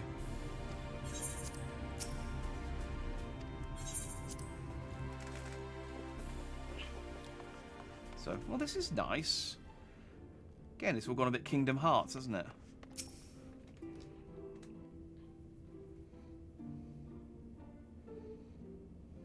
Ah, how did you find your new quarters? I trust you were able to rest? Yeah, I mean, for bits, but I kept waking up and Ardbert was standing at the foot of the bed staring at me. I think he's lonely. I had a ghostly visitor. I was not aware the room was haunted, and you were rather tired. Well, should you receive another visitation, be sure to let me know. Dude, now, let us return to the subject of the Scion's whereabouts. I like how this guy is like, hey, I need you to trust me on all of this thing without any way of confirming whether I'm telling the truth or not. And I tell him one thing and he's like, uh-huh, yeah, you're probably just tired. It's like, dude, fuck you. I saw a ghost, alright? Anyway, just tell me where my friends are so I can get out of this place. This map shows the lands of Norvrand, the only area to be spared the flood of light. The Crystarium is here, in the region known as Lakeland. To the north is the fairy kingdom of Il-Meg. That is where you'll find Urianger. To the east lies the once prosperous civilization of Rak-Tika. Your Stola is stationed there, in the heart of the forest. Alas, neither location can be reached without considerable difficulty. As such, I would suggest you first seek out one of the twins, each of whom is stationed but a short flight from the Crystarium. Do I get to choose my favourite? Alphino is on Calusia, an island off the western shore. It is home to a city called Yulmore, where the rich and privileged while away their days in idleness. Yeah, of course that's where Alphino is. For his part in furthering our cause, Alphino journeyed there to meet with the citizenry and forge alliances. From what I hear, he has since kept himself busy gathering information around the main settlement. Alize, meanwhile, traveled south to the arid wastes of Armarang. They lie upon the very edge of the inhabitable world, where the flood of light was halted. Those who dwell there live in constant fear of attack by the Sin Eaters. In contrast to her brother, Alize felt that her energies would better be spent learning about the enemy, and thus she sells her services as a guard, both to hone her skills and gather information on our foe. Alright, where's Thancred?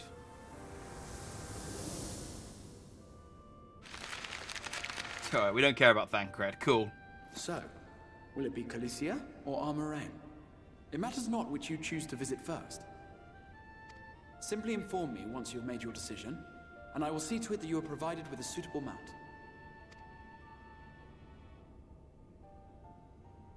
Ah, but you must be wondering about Thancred. Yes.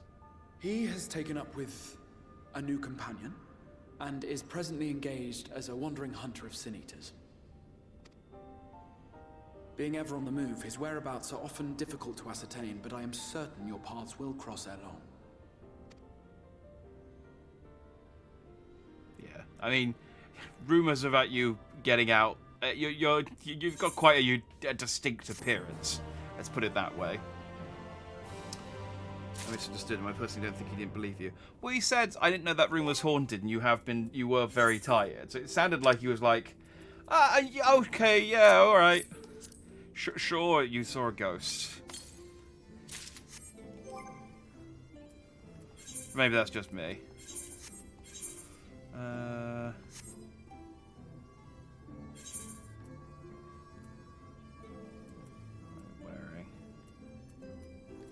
Oh, there we go. Bright line in hose of casting.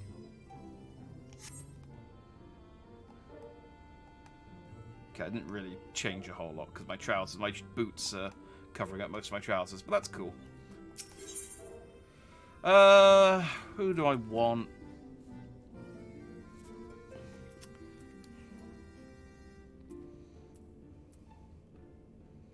I mean, Alice sounds like she's gone somewhere with combat, but Alphinaud's gone somewhere with rich people, which is probably where Triple Triad would be. It's true. Sounded like he was bummed out that you got a room and it was haunted because he wanted you to rest well. Oh, I guess that's one way of taking it. I guess it's up to different interpretations, isn't it?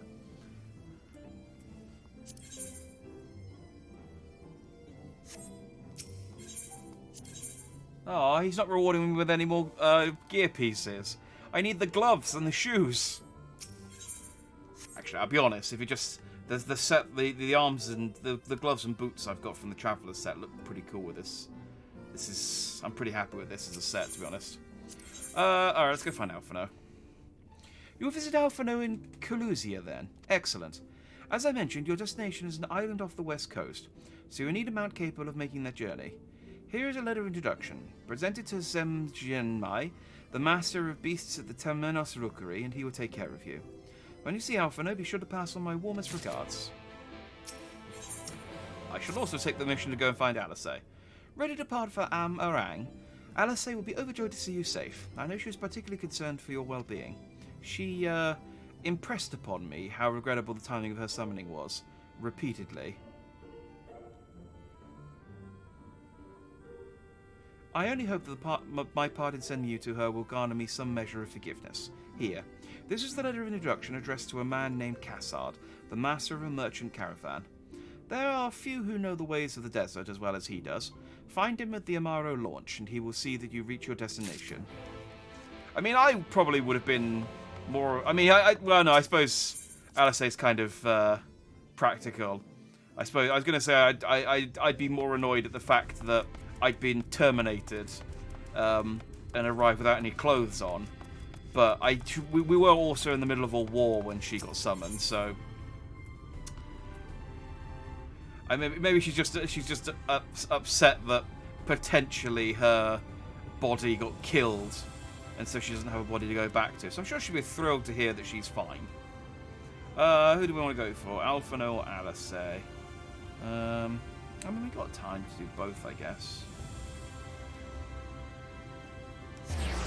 Let's go get Alphinaud, and then we'll see if we've got time for Alice. Sup, Zem? Your face is unknown to me. What business have you at my rookery? Labyrinth.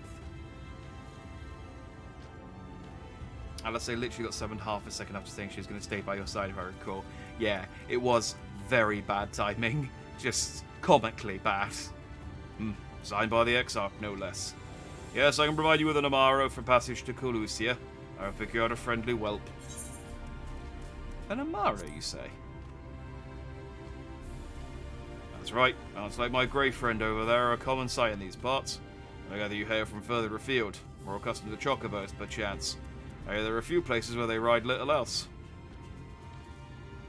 Seeing you're plainly unaccustomed to riding Amaro, I think it best I accompany you on this flight myself. Any unworthy other name could do it, of course, but the Exarch sent you to me, ensuring you arrive safely is my responsibility. Gather your things and meet me at the Amaro launch. One of the junior tamers will attend to you while I ready the mounts.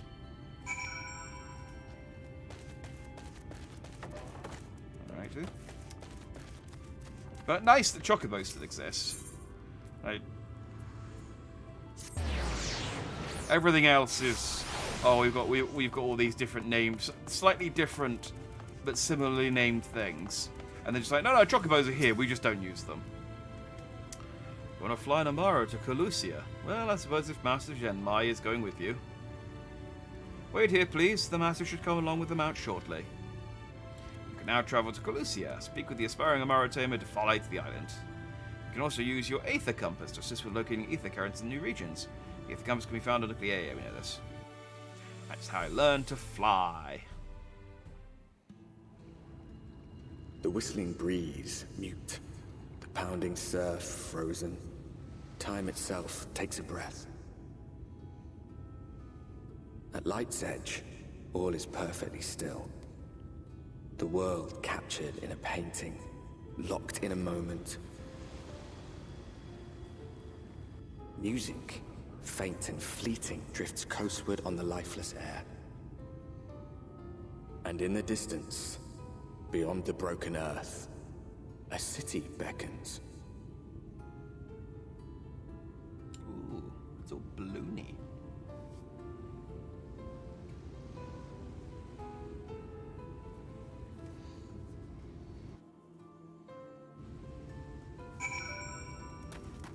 Oh, thank you, Zem. We're arrived. This is Cracked Shell Beach, on the eastern coast of Colusia. You should be safe here for the present. Compared to the mainland, Sin Eater attacks are far less prevalent, and the native beasts are not any more dangerous than elsewhere. It is the people you should be wary of. They're awful, awful people. They spend their days playing card games, and where are you going? I haven't finished talking. Okay, he's gone. Spy that city in the distance. That is Ilmore, the island's main settlement. Rivals to the Crystarium in scale, and was once an ally in our battle against the Abominations. For years, the Ilmorian elite have fancied themselves the masters of what remains of our broken world. They've gone as far as to offer the leaders of other settlements their protection, if we bend the knee. But to say their ideals are questionable would be putting it mildly. The Crystarium is one of them among many who resist their heavy-handed authority, and while we are not at war, our relationship with Ilmore is strained at best. It may be wise to conceal your ties with the Exarch during your stay here, especially in the vicinity of the city. Nod. I'm glad we understand each other. Now, the Exarch instructed me to divulge a secret that should make finding your friend a good deal easier. Listen closely. He's a 17-year-old boy named Elfino. There you go. Thanks.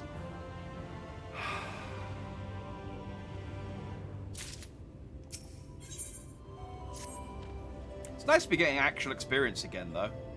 If you head south along the coast, you'll eventually come to a fisherman's shack. A friend of the Crystarium lives there, a man who goes by the name of Ebor. Ebor keeps an eye on everything that happens in Colusia. He'll be able to point you in the right direction. Just hand him a sprig of thyme, and will let him know you can be trusted. Here, should be enough. Find your friend. I will stay with the Amaro till you're ready to return. Alright. Mosley. We've got a new island to explore. Oh wait, no, I do have... There we go. To the southwest. These little adorable hobgoblins.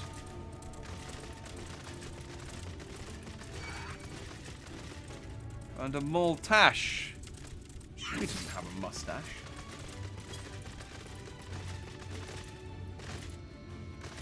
I was expecting that to be a, I can't remember what the, Gooby? Go. I don't know what. It's Goob something, isn't it? With a mustache.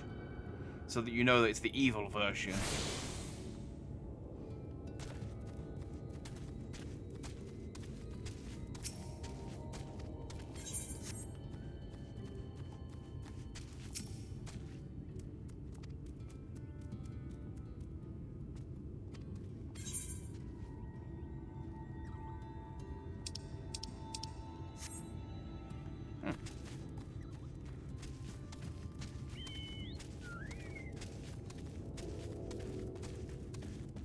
The Moogle recognizes me, which is weird.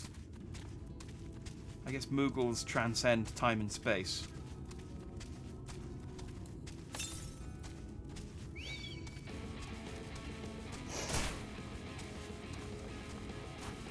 I ain't wasting my time fighting anything here. I'm 5 levels higher than everything else.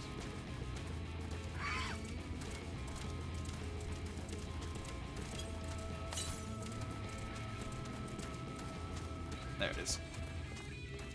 Ooh. What's that over in the distance?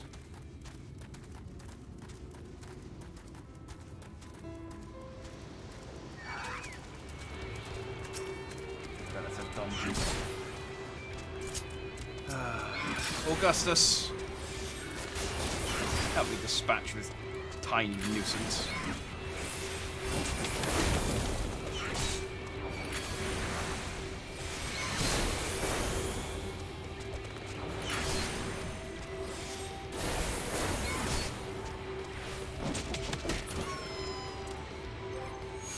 Level up, are you?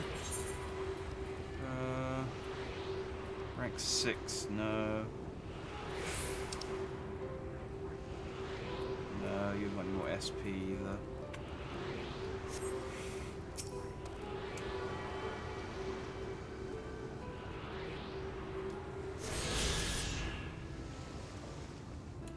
I don't think it would take this long to level up Augustus, but I need to bring him along with me while I do some fate grinding or something. I'll have to do that at some point for some triple triad cards I want, but well, for another day. We're off to fish, crab. Think I've got an eel in a barrel somewhere, if you've a taste for him. Have some time, my friend. No time like the present. Oh, I do love a bit of time. Chuck in some in the pan, and it's like a bloody festival of flavour.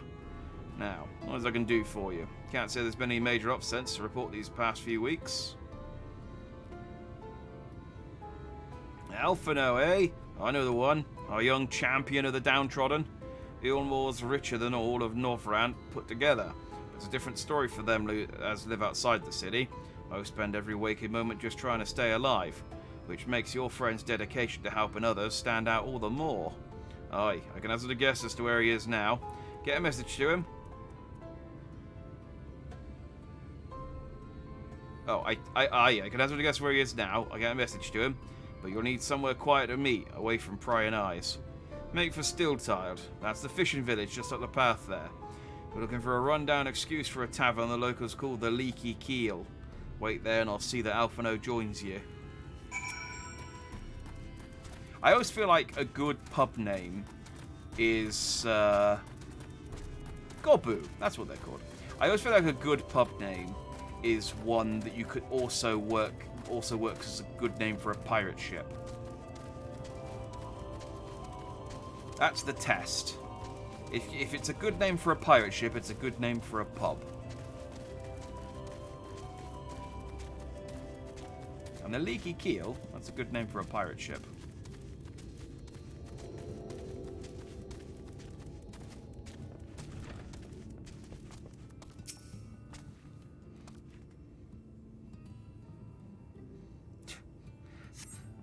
Just come in here to try. Just in here with his chocobo. Oh, and now his whale. It's your first time in the tavern. It's customary to buy a drink if you mean to loiter. What will you be having? I'll just have a water, please. A fine choice. And what will you be paying with? Well now, those are exotic. Where did you come by coins like that? Oh, I'm sorry, dear. I don't doubt they have value, but I don't have a touchstone to test their purity, and I'm not allowed to go begging for one from the neighbours, so I just have to come to some other arrangement. Ah, here's an idea. There's a common to the north where we grow our vegetables, but lately the pests have been eating more of them than we have. What do you say to a bit of extermination work? I want you to squash any vermin you find, then visit the caretaker and give him an earful from me for sleeping on the job. He'll be in the old silo next to the fence, snoring like as not. Do that for me, and you can laze about here as long as you like. Alright.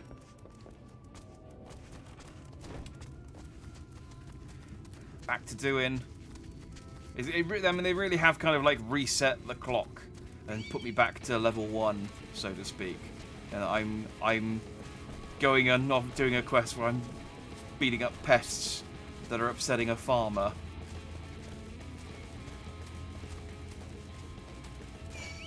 This brings me back to my early Limsa days. The first time I died was defending a farm from some bugs, I think. I laid down in a field and I was yelling at people to come and save me for a little while, and they did not. I had to respawn.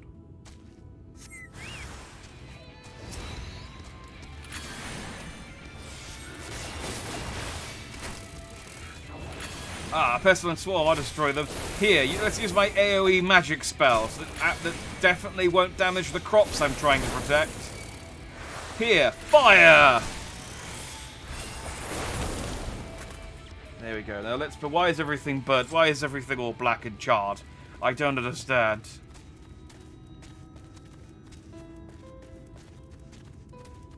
Another arrangement. I didn't know I was talking to an old man.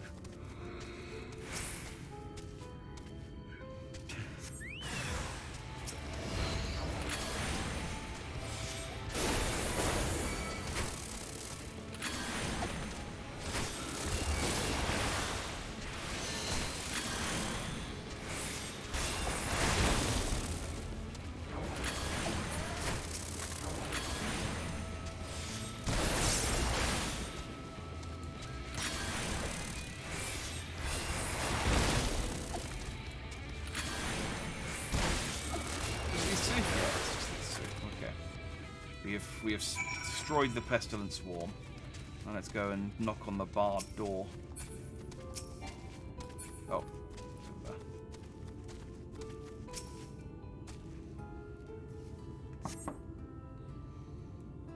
We need to knock louder. Knock louder. Perhaps that's when it's hard of hearing.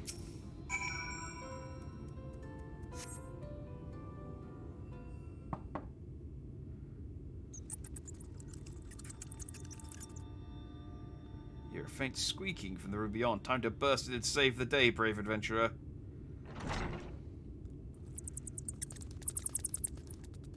No one is home. Judging by the lack of furniture, they haven't been for some time. The gnawed scraps of vegetable on the floor suggest rats have taken up residence in their absence. Huh. Well, that will be why no one's been looking after the, the crops then. I feel like that's something that they should have realized. He's been gone for some time. How long has it been since these people have needed food?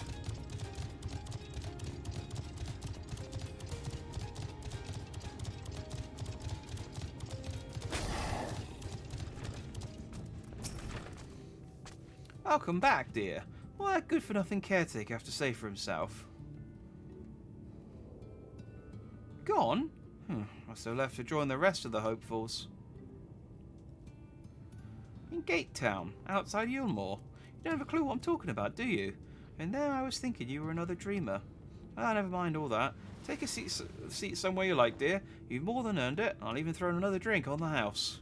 Ah, thanks. 2 glasses of water. Whoa. I won't drink them all at once. I don't want to ruin my dinner.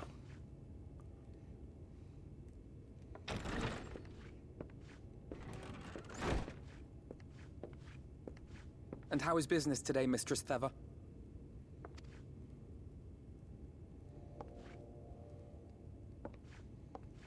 Oh, frenetic. Look, I have a new customer.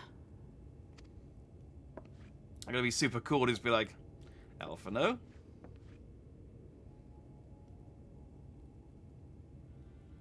Tis good to see you, my friend. Oh, I was hoping he'd be more surprised.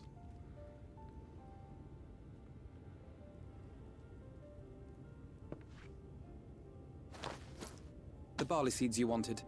They should produce a better harvest than the last. What, just like that? Oh, Alphino, you really are a dear. Well, I'd best be tidying up some of those empty shacks before the pests move in. Keep an eye on the place while I'm out, eh? Ah, I see. Bribe her with seeds, so we can talk in private.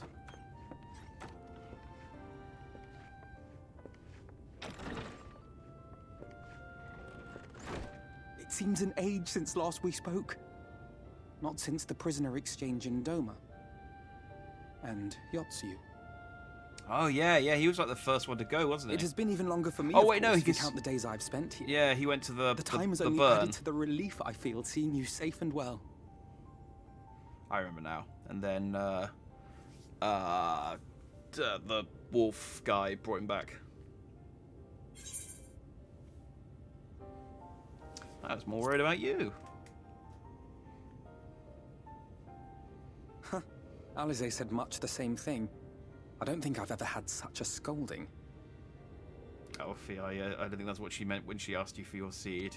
But I believe an exchange of news is in order. Sodralis, I will me of get your the arrival paddle. and all that came before. I swear to God. Oh wait, no, it's not a paddle. It's not a paddle. It's a stick, isn't it? Either way.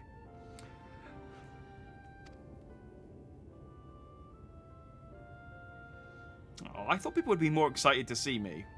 But he's just like positive. He's like, "Oh, hey, it's good to see you." It's like, "Oh, I was hoping you'd be like teary-eyed and run over and give me a high Both five." the Exarch and Alize told me what they knew of events, but I had stubbornly clung on to the hope that all-out war might yet be avoidable.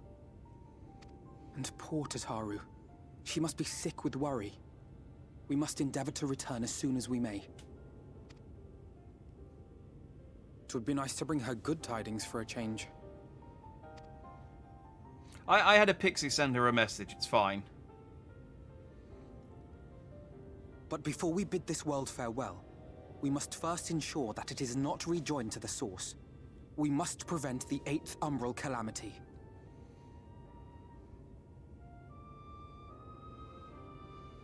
I'm not the one asking teens for seeds and telling strangers their coins aren't enough and she'll have to work out another arrangement. She needs the paddle, not me. Well, she's not here. Vision of the future has, I fear, every chance of coming true.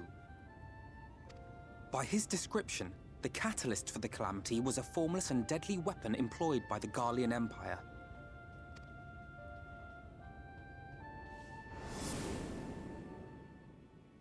Which can only mean one thing. Black Rose. Gaius was telling you the truth. When we were on the trail of the Ascians, we saw evidence that the gas was being manufactured once more. Gaius was adamant that the project had been scrapped. But so long as there are wars to be waged, there will always be those determined to win by any means. And thus simply destroying the existing stores of Black Rose would do little to alter fate's course.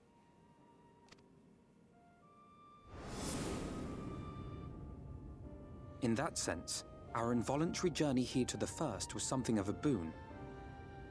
Together with the Exarch, we've developed a theory as to how we believe the rejoining will be set in motion. I'm sure Urianger himself will cover the subject in more detail. Yeah, well, But I can tell you the process requires that both worlds, the Source and the First, be facing an existential threat. One being Sin Eaters, of course. They are a menace that I would dearly love to remove, and not just to avert a calamity. I really hate them. Have you seen them? Oh, it's hard to I may look be a at. stranger to this world, but I will not stand idly by and let innocent people be slaughtered.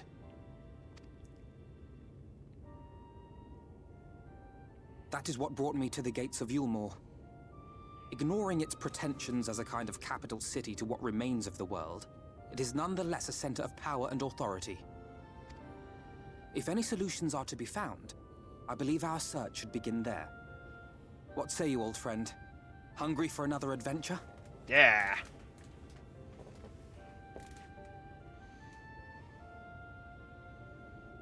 Always. I need to hit level 90 so I can get my samurai sword.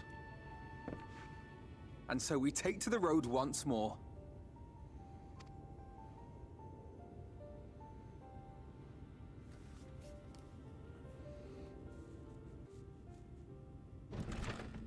Though, I guess it depends. I didn't hit level 9. I didn't hit level. I started Heavensward at like level 62, I think. No, I started.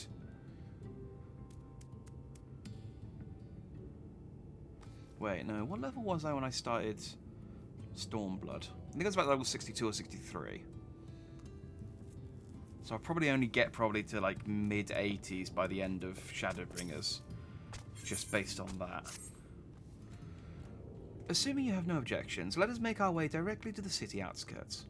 If we time our arrival just right, you may be lucky enough to see why I have yet to set foot in Yulmore, despite my best efforts to do so.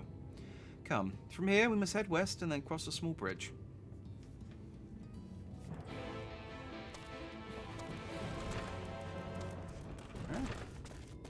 Oh look, there's side quests. Oh, I can get spaghetti. Oh, spaghetti al Nero. I didn't know he had his own spaghetti. And there's Catty. She has no spaghetti. Why would I do missions for you if you have no spaghetti?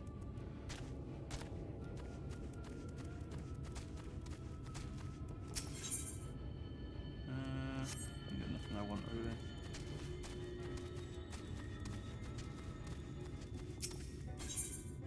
You have no spaghetti either. I'm tempted. I am actually honestly tempted to go and do the spaghetti quest, just because I don't have any food on me at the moment. I've worked through my back catalogue of pocket steaks, and I mean I do have some ingredients with. I think my chocobo actually has them, so I could probably cook something up, just for the extra 3% XP. It adds up. It adds up. You know. I earn 100 million XP, that's 3 million extra XP.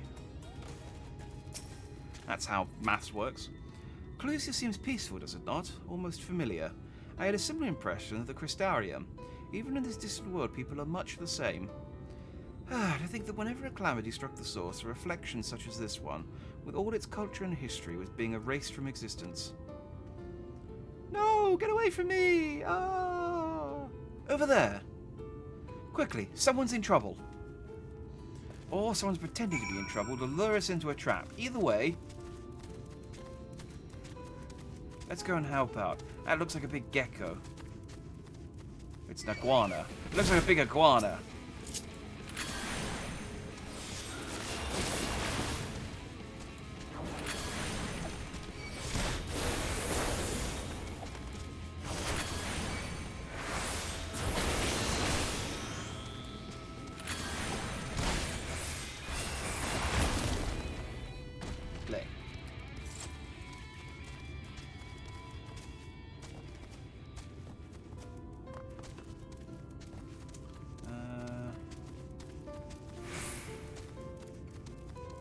It's a manic madame. She's being pestered by a... I guess I need to trigger it first. A forgiven cowardice.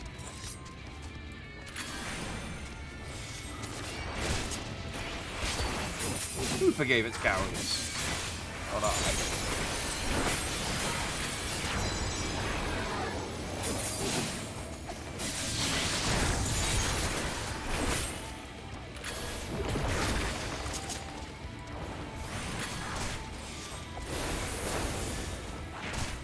Almost dead. Give me a second. There we go. Good work, Bird Squad. Madame? Milady?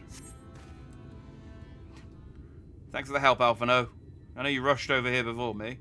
My poor heart. Thank you, young sir. Ah, there you are. In my haste, I lost my bearings. But I see you have the situation well in hand. Fine work. How did you lose your bearings, Alphino? It's a straight line. Are you alright? I even fought a different monster on the way over and I still beat you here. Are you alright, madame? Just a few bruises from what I found. Nothing compared to what was in store for me before this brave soul came to my rescue. I honestly thought I was done for. My feet are not as swift as they once were, and I knew there was no one left to hear me scream. Oh, I let that stop me. Oh, I should probably leave my old house behind and queue up at Saudi Ulmor with the rest of them. Doubt those fancy lords and ladies would welcome an old crone like me. Still, even a shack near the gate has to be safer than staying here. One would hope. Either way, I suggest you avoid wandering alone, lest you make the Sin Eater's task any easier. We're going there, though. Why don't you just come with us? Thank you again. You saved my life. Now, I'm sure a strapping lad like you has little to fear, but I wouldn't linger long in this place. There's naught to be had here but cobwebs and memories. Also, did you see that iguana thing? That's creepy. I bet it's got like a really long tongue that it flicks out. Oh. Just as the lady says, many of these parts have abandoned their homes to live in Yulmor's shadow. Should the Sin Eaters descend upon this region, there are precious few with the strength to fight them off. Speaking of which, what have you been told of these monsters? They ate a guy, that's about it really. A brief history then. Let me get my picture book for you. 'Twas not long after the flood swallowed the better part of the world that Sin Eaters first appeared. Some beastly, some beauteous. Yet regardless of their form, all seem incapable of speech and all are driven by the same insatiable appetite for moral ether. They are predators, and we are all their prey. Calusia suffers from far fewer attacks than most regions, but even so, the list of the Sin Eaters' victims grows larger by the day. A tragedy without end.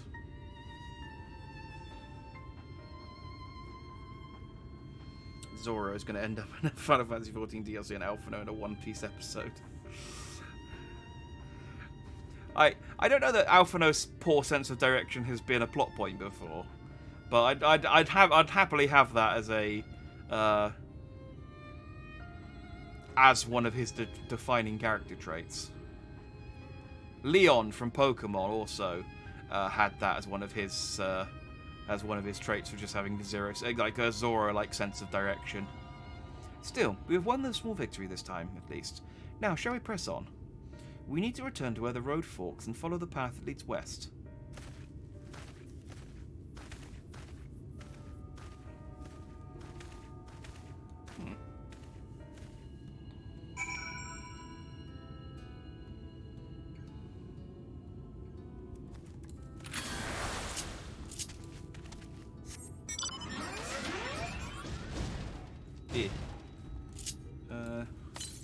Is there an Etherite shard I should be worried about?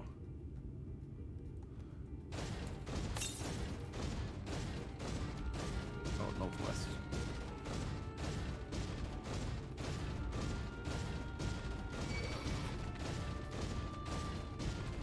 Don't mind me.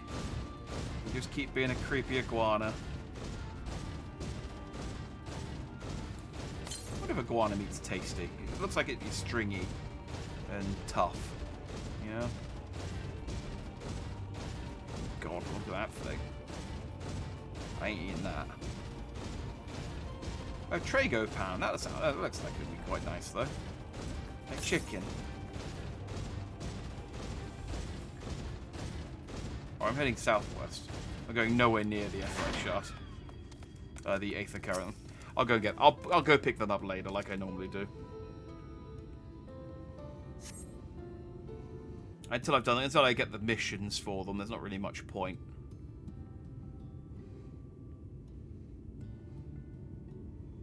That gate up ahead is known as the Open Arms, and Yulmor itself lies beyond. This, meanwhile, is the aptly named Gate Town, the dwelling place of the many desperate souls who hope to be chosen to live in the city proper.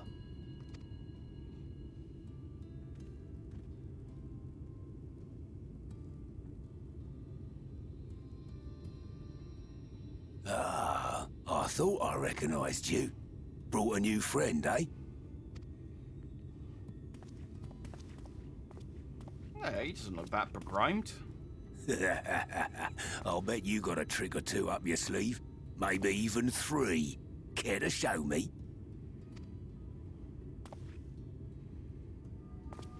He's not here to compete. Leave him be. Wait. Is this triple triad? Because yes, I am Elfino. What? I was only making conversation.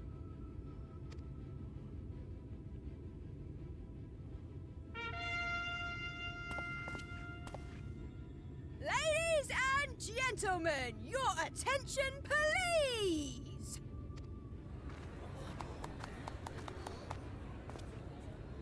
Oh, I have those clothes.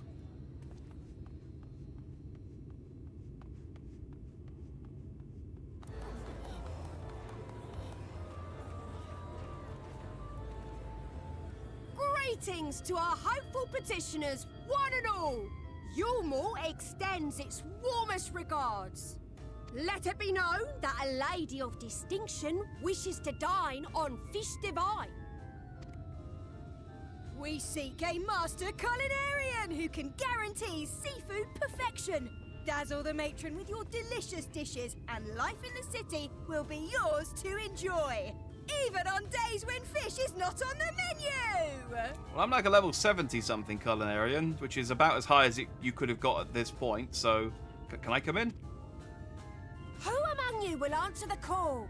Name yourself or another. We may not at all. Fish, is it? Was there anyone? What about that girl? Do you recall how I said Yulmore was a center of power and authority? Well, that is not the only reason for its fame. It is also known as the City of Final Pleasures. The noble and the wealthy who survived the flood gathered here to live out the rest of their days in decadent abandon. A poor man could sooner pass through the Iron Needle than Yulmore's gates. The only way the common folk can enter this perverted paradise is if they fulfill the whim of one of the privileged. And so they are picked over like market produce.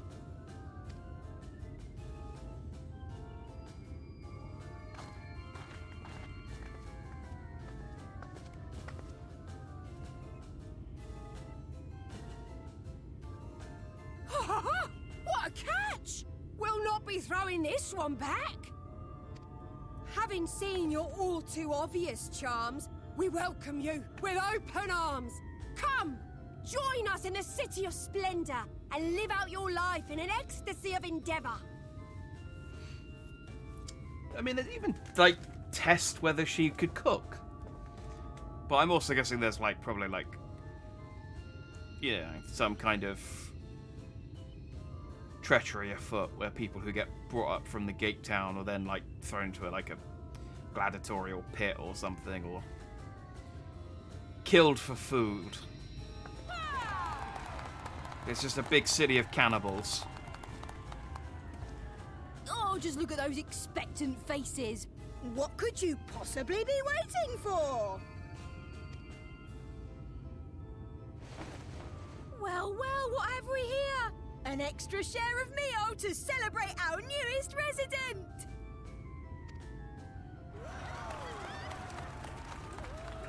Oh, they're hyped. Was it bread? Cheese? For you! Ah, oh, Enjoy! Thank goodness. Meal is a foodstuff which Yulmore routinely doles out to the people of Gate Town, and apparently a staple for its citizens as well. Many here rely on it to survive in these times of scarcity, yet the whole arrangement just seems... well, let's just say it leaves a bad taste in my mouth. Well, it's, you know, I found the mule. It's like, no, it's delicious. Killed for food. Yeah, I'm thinking like a Soylent Green type situation.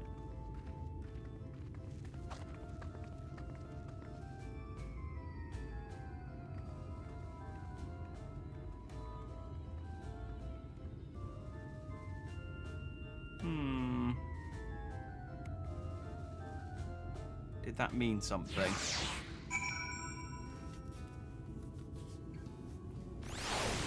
What if mule is gobby? No, they wouldn't. Not the cheese. Well, I mean, they do have... like, the outside is infested with hobgoblins. So maybe that's the difference. In Eorzea, you get goblin cheese, but in the first, you get hobgoblin cheese. It's got extra bits of... It's got, like, extra lumps in it. Now that you understand why my attempts to enter the city have thus far come to naught, the dubious privilege of residency must be won via a contest with ever-changing rules. They say this policy has been in place for the past 2 decades, ever since Yulmore's current ruler came into power. Yet from what I have seen, it does more harm than good. Not only does it distract people from our shared struggle against the Sin Eaters, it robs them of their self-sufficiency. I've tried to propose ways that they can improve their lot, but my words invariably fall on deaf ears. My attitude is so entrenched now, I worry that, well, mayhap you should take a turn around Gate Town and judge the situation for yourself. I've gotten bored of talking. Go and see for yourself.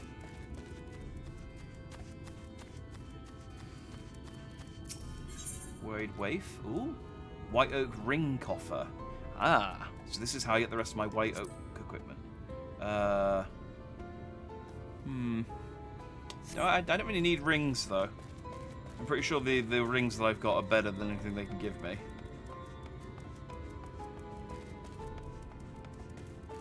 But if anyone's got the rest of my armor, I'll happily do a side quest for you. Ooh, a bubbling cook pot.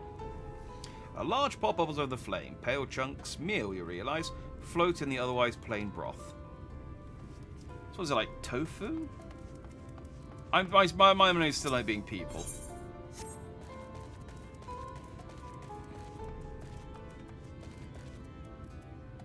Gobby cheese is a sharp white cheddar. Hobgoblin cheese is blue cheese.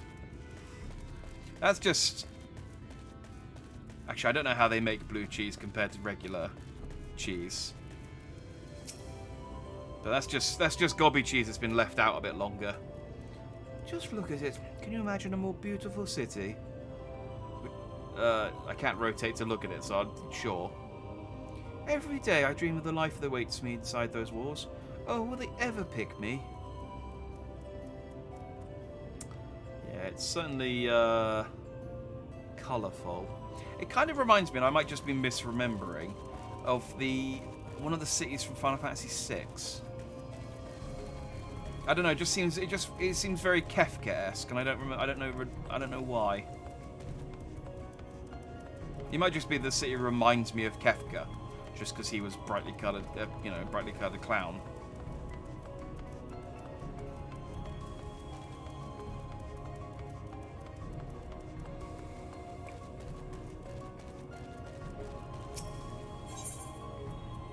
Oh no, she was the one who had the ring.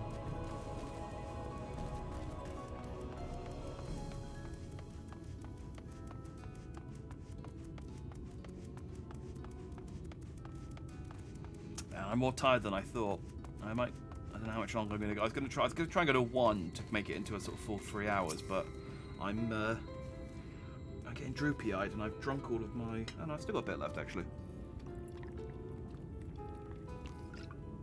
I thought I'd drunk through it all already.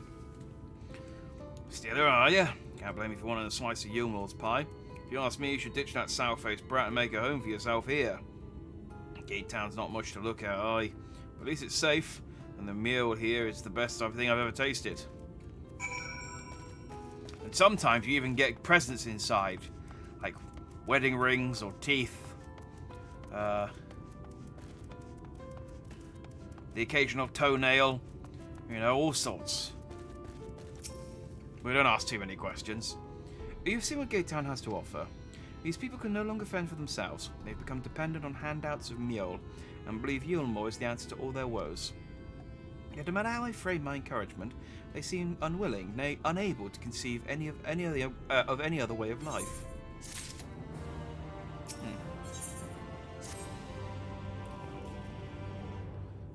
Let's burn the city down then, and see what they think then.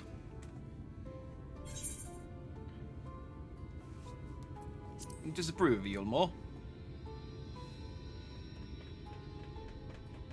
It is difficult to make a final judgment without first seeing the city's inner workings. Mayhap it is that uncertainty which always makes me feel so ill at ease here.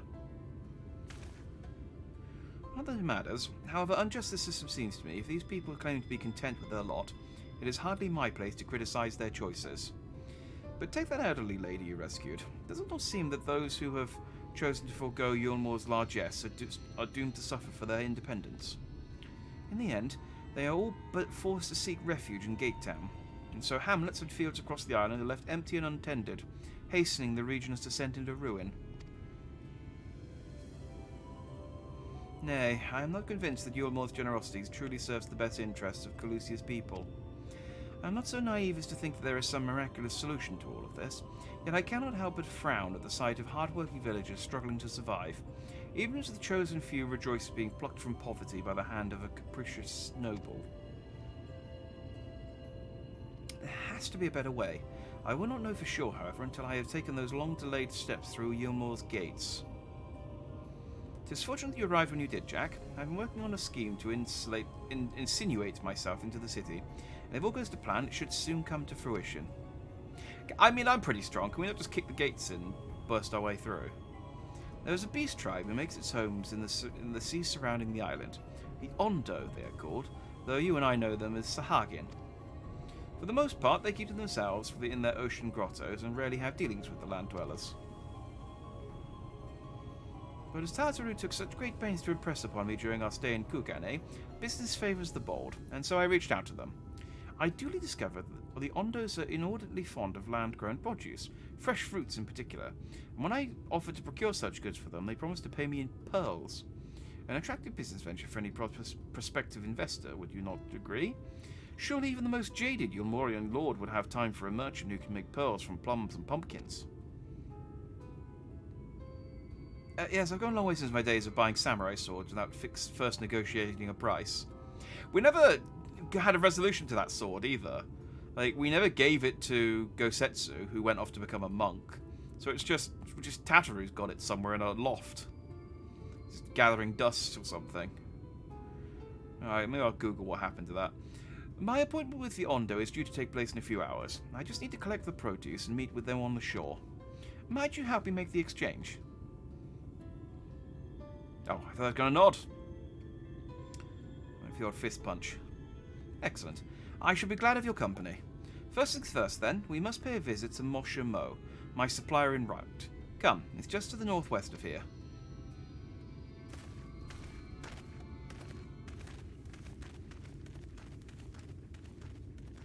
Ho ho, fruit for pearls, he says. Or maybe they're just bandits who are going to jump us and we can kill them. Either way.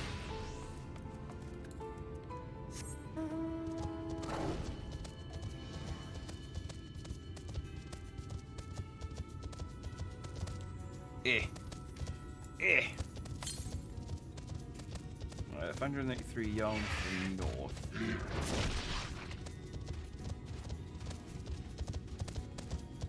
I should try and grab them as I go, just to save me the hassle later, I suppose.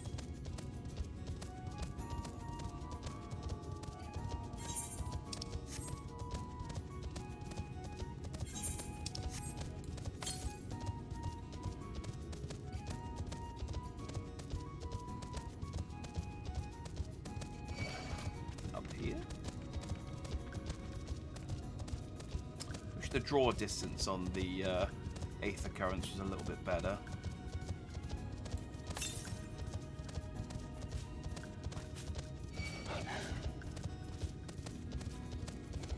Wait, to the northwest. Oh, it might be up. Oh, I might not be able to get there yet. Okay. Maybe I shouldn't go out my way to try and get them there. Maybe I should just wait until I naturally occur upon them.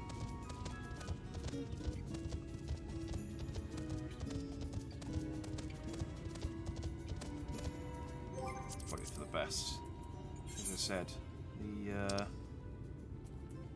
yeah, until I've done the 5 missions in this area that actually unlock them, there's not much point.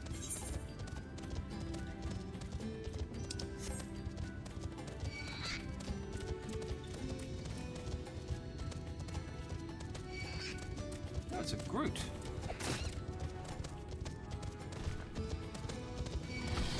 Well, that is a very Groot-looking monster.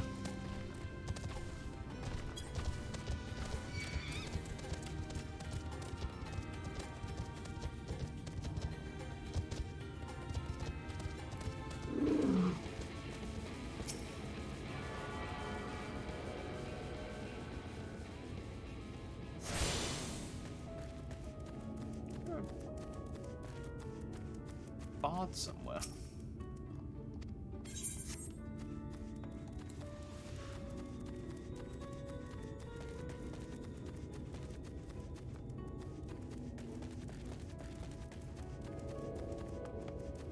It's not. Moshimo! Is there something I could do for you, friend? I could do it to you, Moshimo. This is my associate Jack. We're here to collect the produce I purchased. Yeah, I loaded your lackey out with the goods not long ago. My lackey? I know of no such person. Mr. Lad, short blue hair. No? He said to come on your behalf, and since he seemed to know all the details, I just assumed... Confound it, someone must have been eavesdropping on our conversation. If this charlatan was here not long ago, he cannot have gone far. We should split up and search the area. You find a vantage point on the south side of the town. I shall take the west. Whoever finds him first gets to kill him. It's like, oh yeah, here we go. Murdering a charlatan.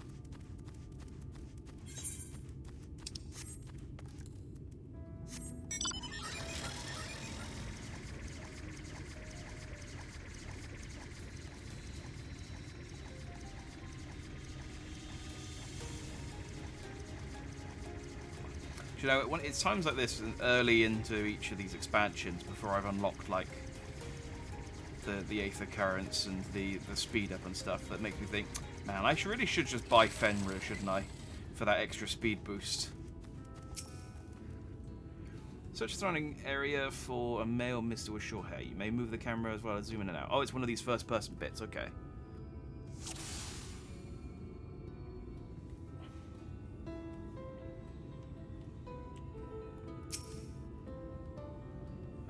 Hang on.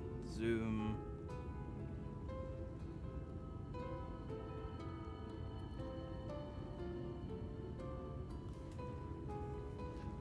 Zoom. There's a blue-haired misto. You've located your quarry. I just love the idea that the Warrior of Light's just standing there with his fingers, like making binoculars with his hands, and just straining his eyes really hard, and he just goes, "I see him."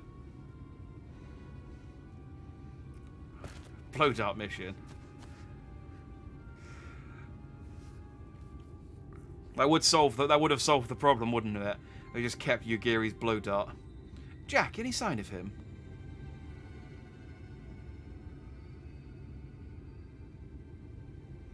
You have a keen eye. Let us move in before he makes good his escape.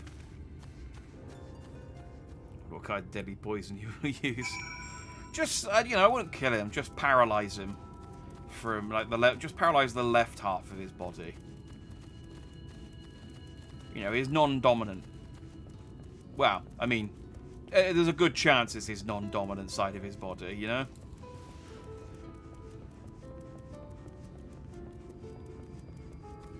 If it is, that's unfortunate. But if it isn't, you know, he could still, I guess, you know, right.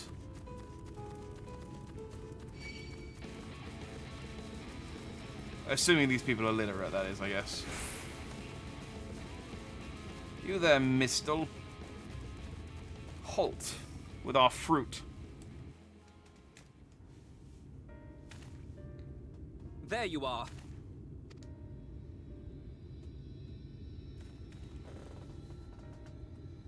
The thief who claims the harvest on my behalf. Hand it over. Well, forgive me. I have to get into the city. Yeah, we all have to get into the city, dude. I have no family, and all my friends have already been chosen. No one here gives a damn about me. When the meal gets handed out, I'm lucky if I get a smell of it. No matter what I do, they won't call out my name. I'm so tired, I'm so bloody hungry. Have you tried whining about it to strangers? I thought maybe I could steal your idea, get in that way.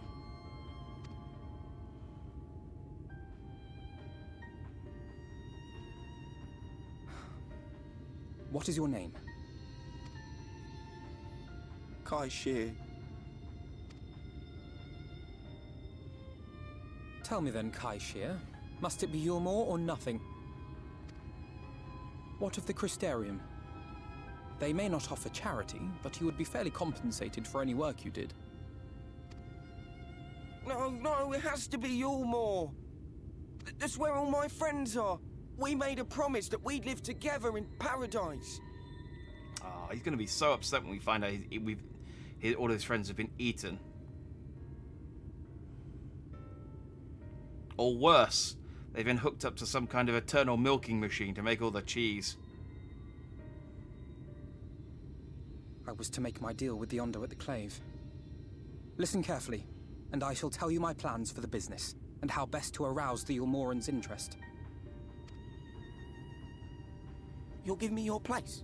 Just like that? I'm giving you a chance, nothing more. What comes of it is entirely up to you. I understand. Oh, thank you, thank you! I'm like, oh good. We've given away our only way into the city and to a rat complete stranger who tried to steal from us.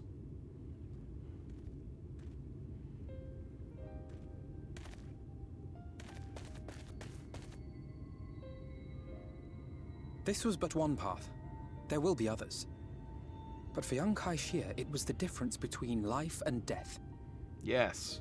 And if my theory is correct, we have almost certainly sentenced him to death. I do not regret my The game's decision. just doing it on purpose now. Yet I will admit that a part of me wonders if it was for the best.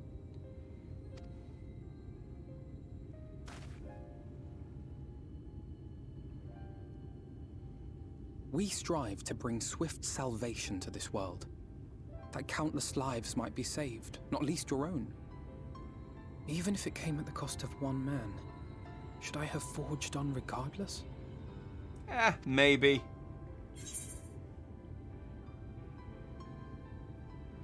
That's not who you are, Alphino. You like to meddle in other people's affairs unnecessarily. It's your best and worst feature. Were Estinian here, he would most likely scoff at my soft-heartedness. Same old Alphino, ever the slave to sentiment. But I thank you for your kind words nonetheless. Let us see to it that both these stories have a happy ending. Shall we return to Wright then? Not. Again, there's got to be some kind of like tournament or something we can join to fight our way in.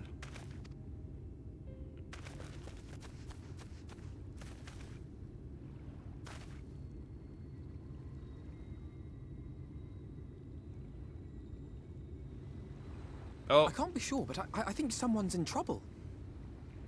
He might just be having a sleep. Come on, they may need our help. Hang on, let me use my binocular hands. I'm zooming. I don't know why I'm doing the actual binocular hands in real life. You can't see that, but yes, I can see them. Look at you meddling kids in your chocobo too. Oh, that's what the. It was on the beach, so let's just go for a swim. Okay, let's not go for a swim. We can't go into the water in this area, I guess. That's fine. We'll run round. Yeah, that's what FF14 is missing. Well, no, I suppose it does. I was going to say it's missing entertainment, but I guess it does have like numerous forms of entertainment.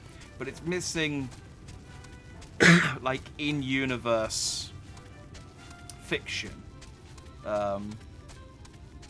I mean, I know there were those, like, Sentai Rangers from the summer event, but I don't know whether they're just actual people or like a troupe of actors.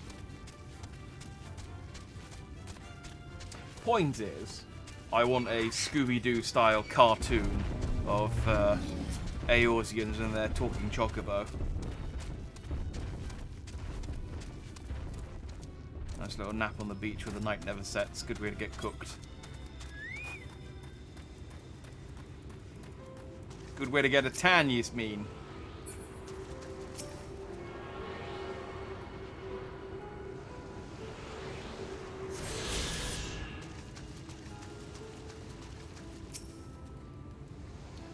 But yeah, actually, that's a good point. You'd think that given that they're all bathed in eternal light, everyone would have a better tan. And that should take care of the worst of his injuries. Mercy, mercy, I beg you.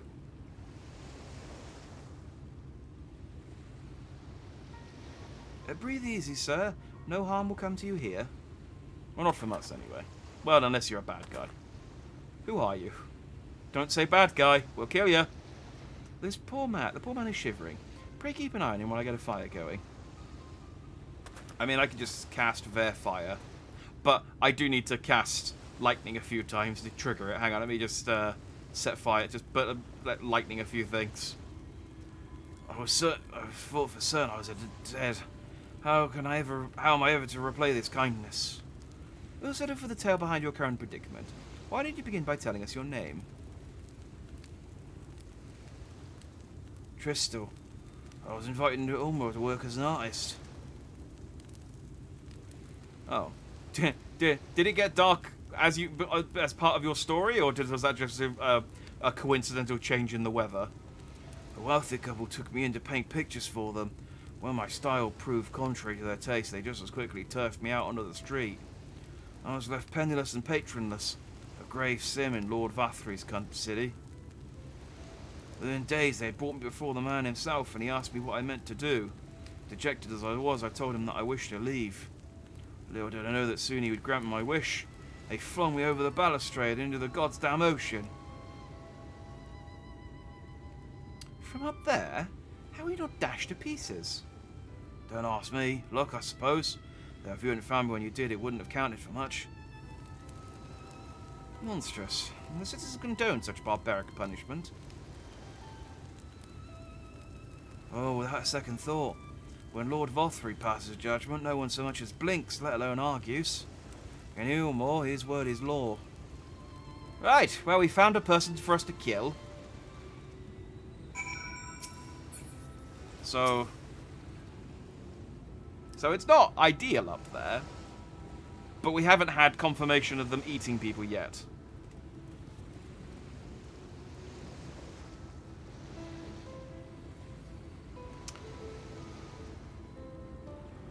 Kai Shear's going to be real happy when he discovers that the meal everyone refused to feed him was his friends and family. Well, we haven't had confirmation of that yet.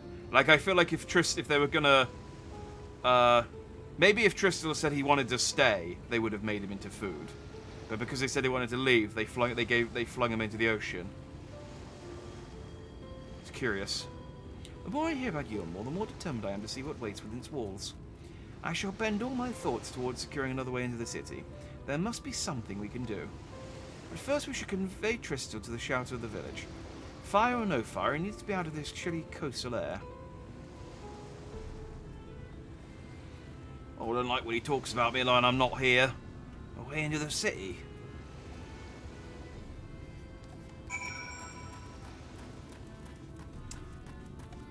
Alpha, now I've got a plan. Listen.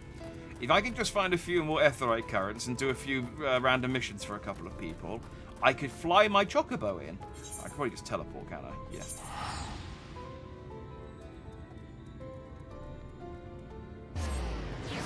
They don't look like they've got very good air defenses, so I think we could slip right in.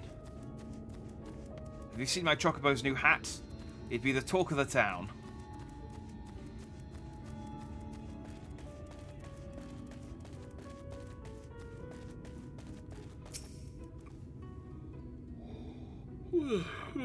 Yeah. Pray accept my deepest gratitude. I owe you both my life. you'll permit me, I'd assist you in attempting to enter Ulmor, insofar as I am able, at any rate. To be frank, the thought of sending my saviours into that awful place makes me sick to the stomach. But since it's plain you've set your minds on it, you should take this. It's my favourite paintbrush. The Ulmurian elite are never satisfied until they get exactly what they want. And if I'm not mistaken, the couple I mentioned will be looking for someone to replace me. If you make a show of owning such a well-used brush, you may be able to convince people you have a talent for painting. Are you certain? This is your livelihood. We cannot deprive you of such a treasured possession. I give it gladly after all you've done for me. Besides, I don't think I have the heart in me to paint anymore. As to what I'll do instead, I honestly haven't decided. But I shan't stay long in this place. Not with that city brooding over me. Nay, I'll move on to new lands and for a new profession. I'll keep you in my prayers from now until my dying day. Well, this works out nicely, because Alphalo can actually at least sketch decently. I don't know whether he can paint decently. Right, I'm going to call it a day there. I'd like to go a bit longer, but I'm more tired than I thought. And, yeah.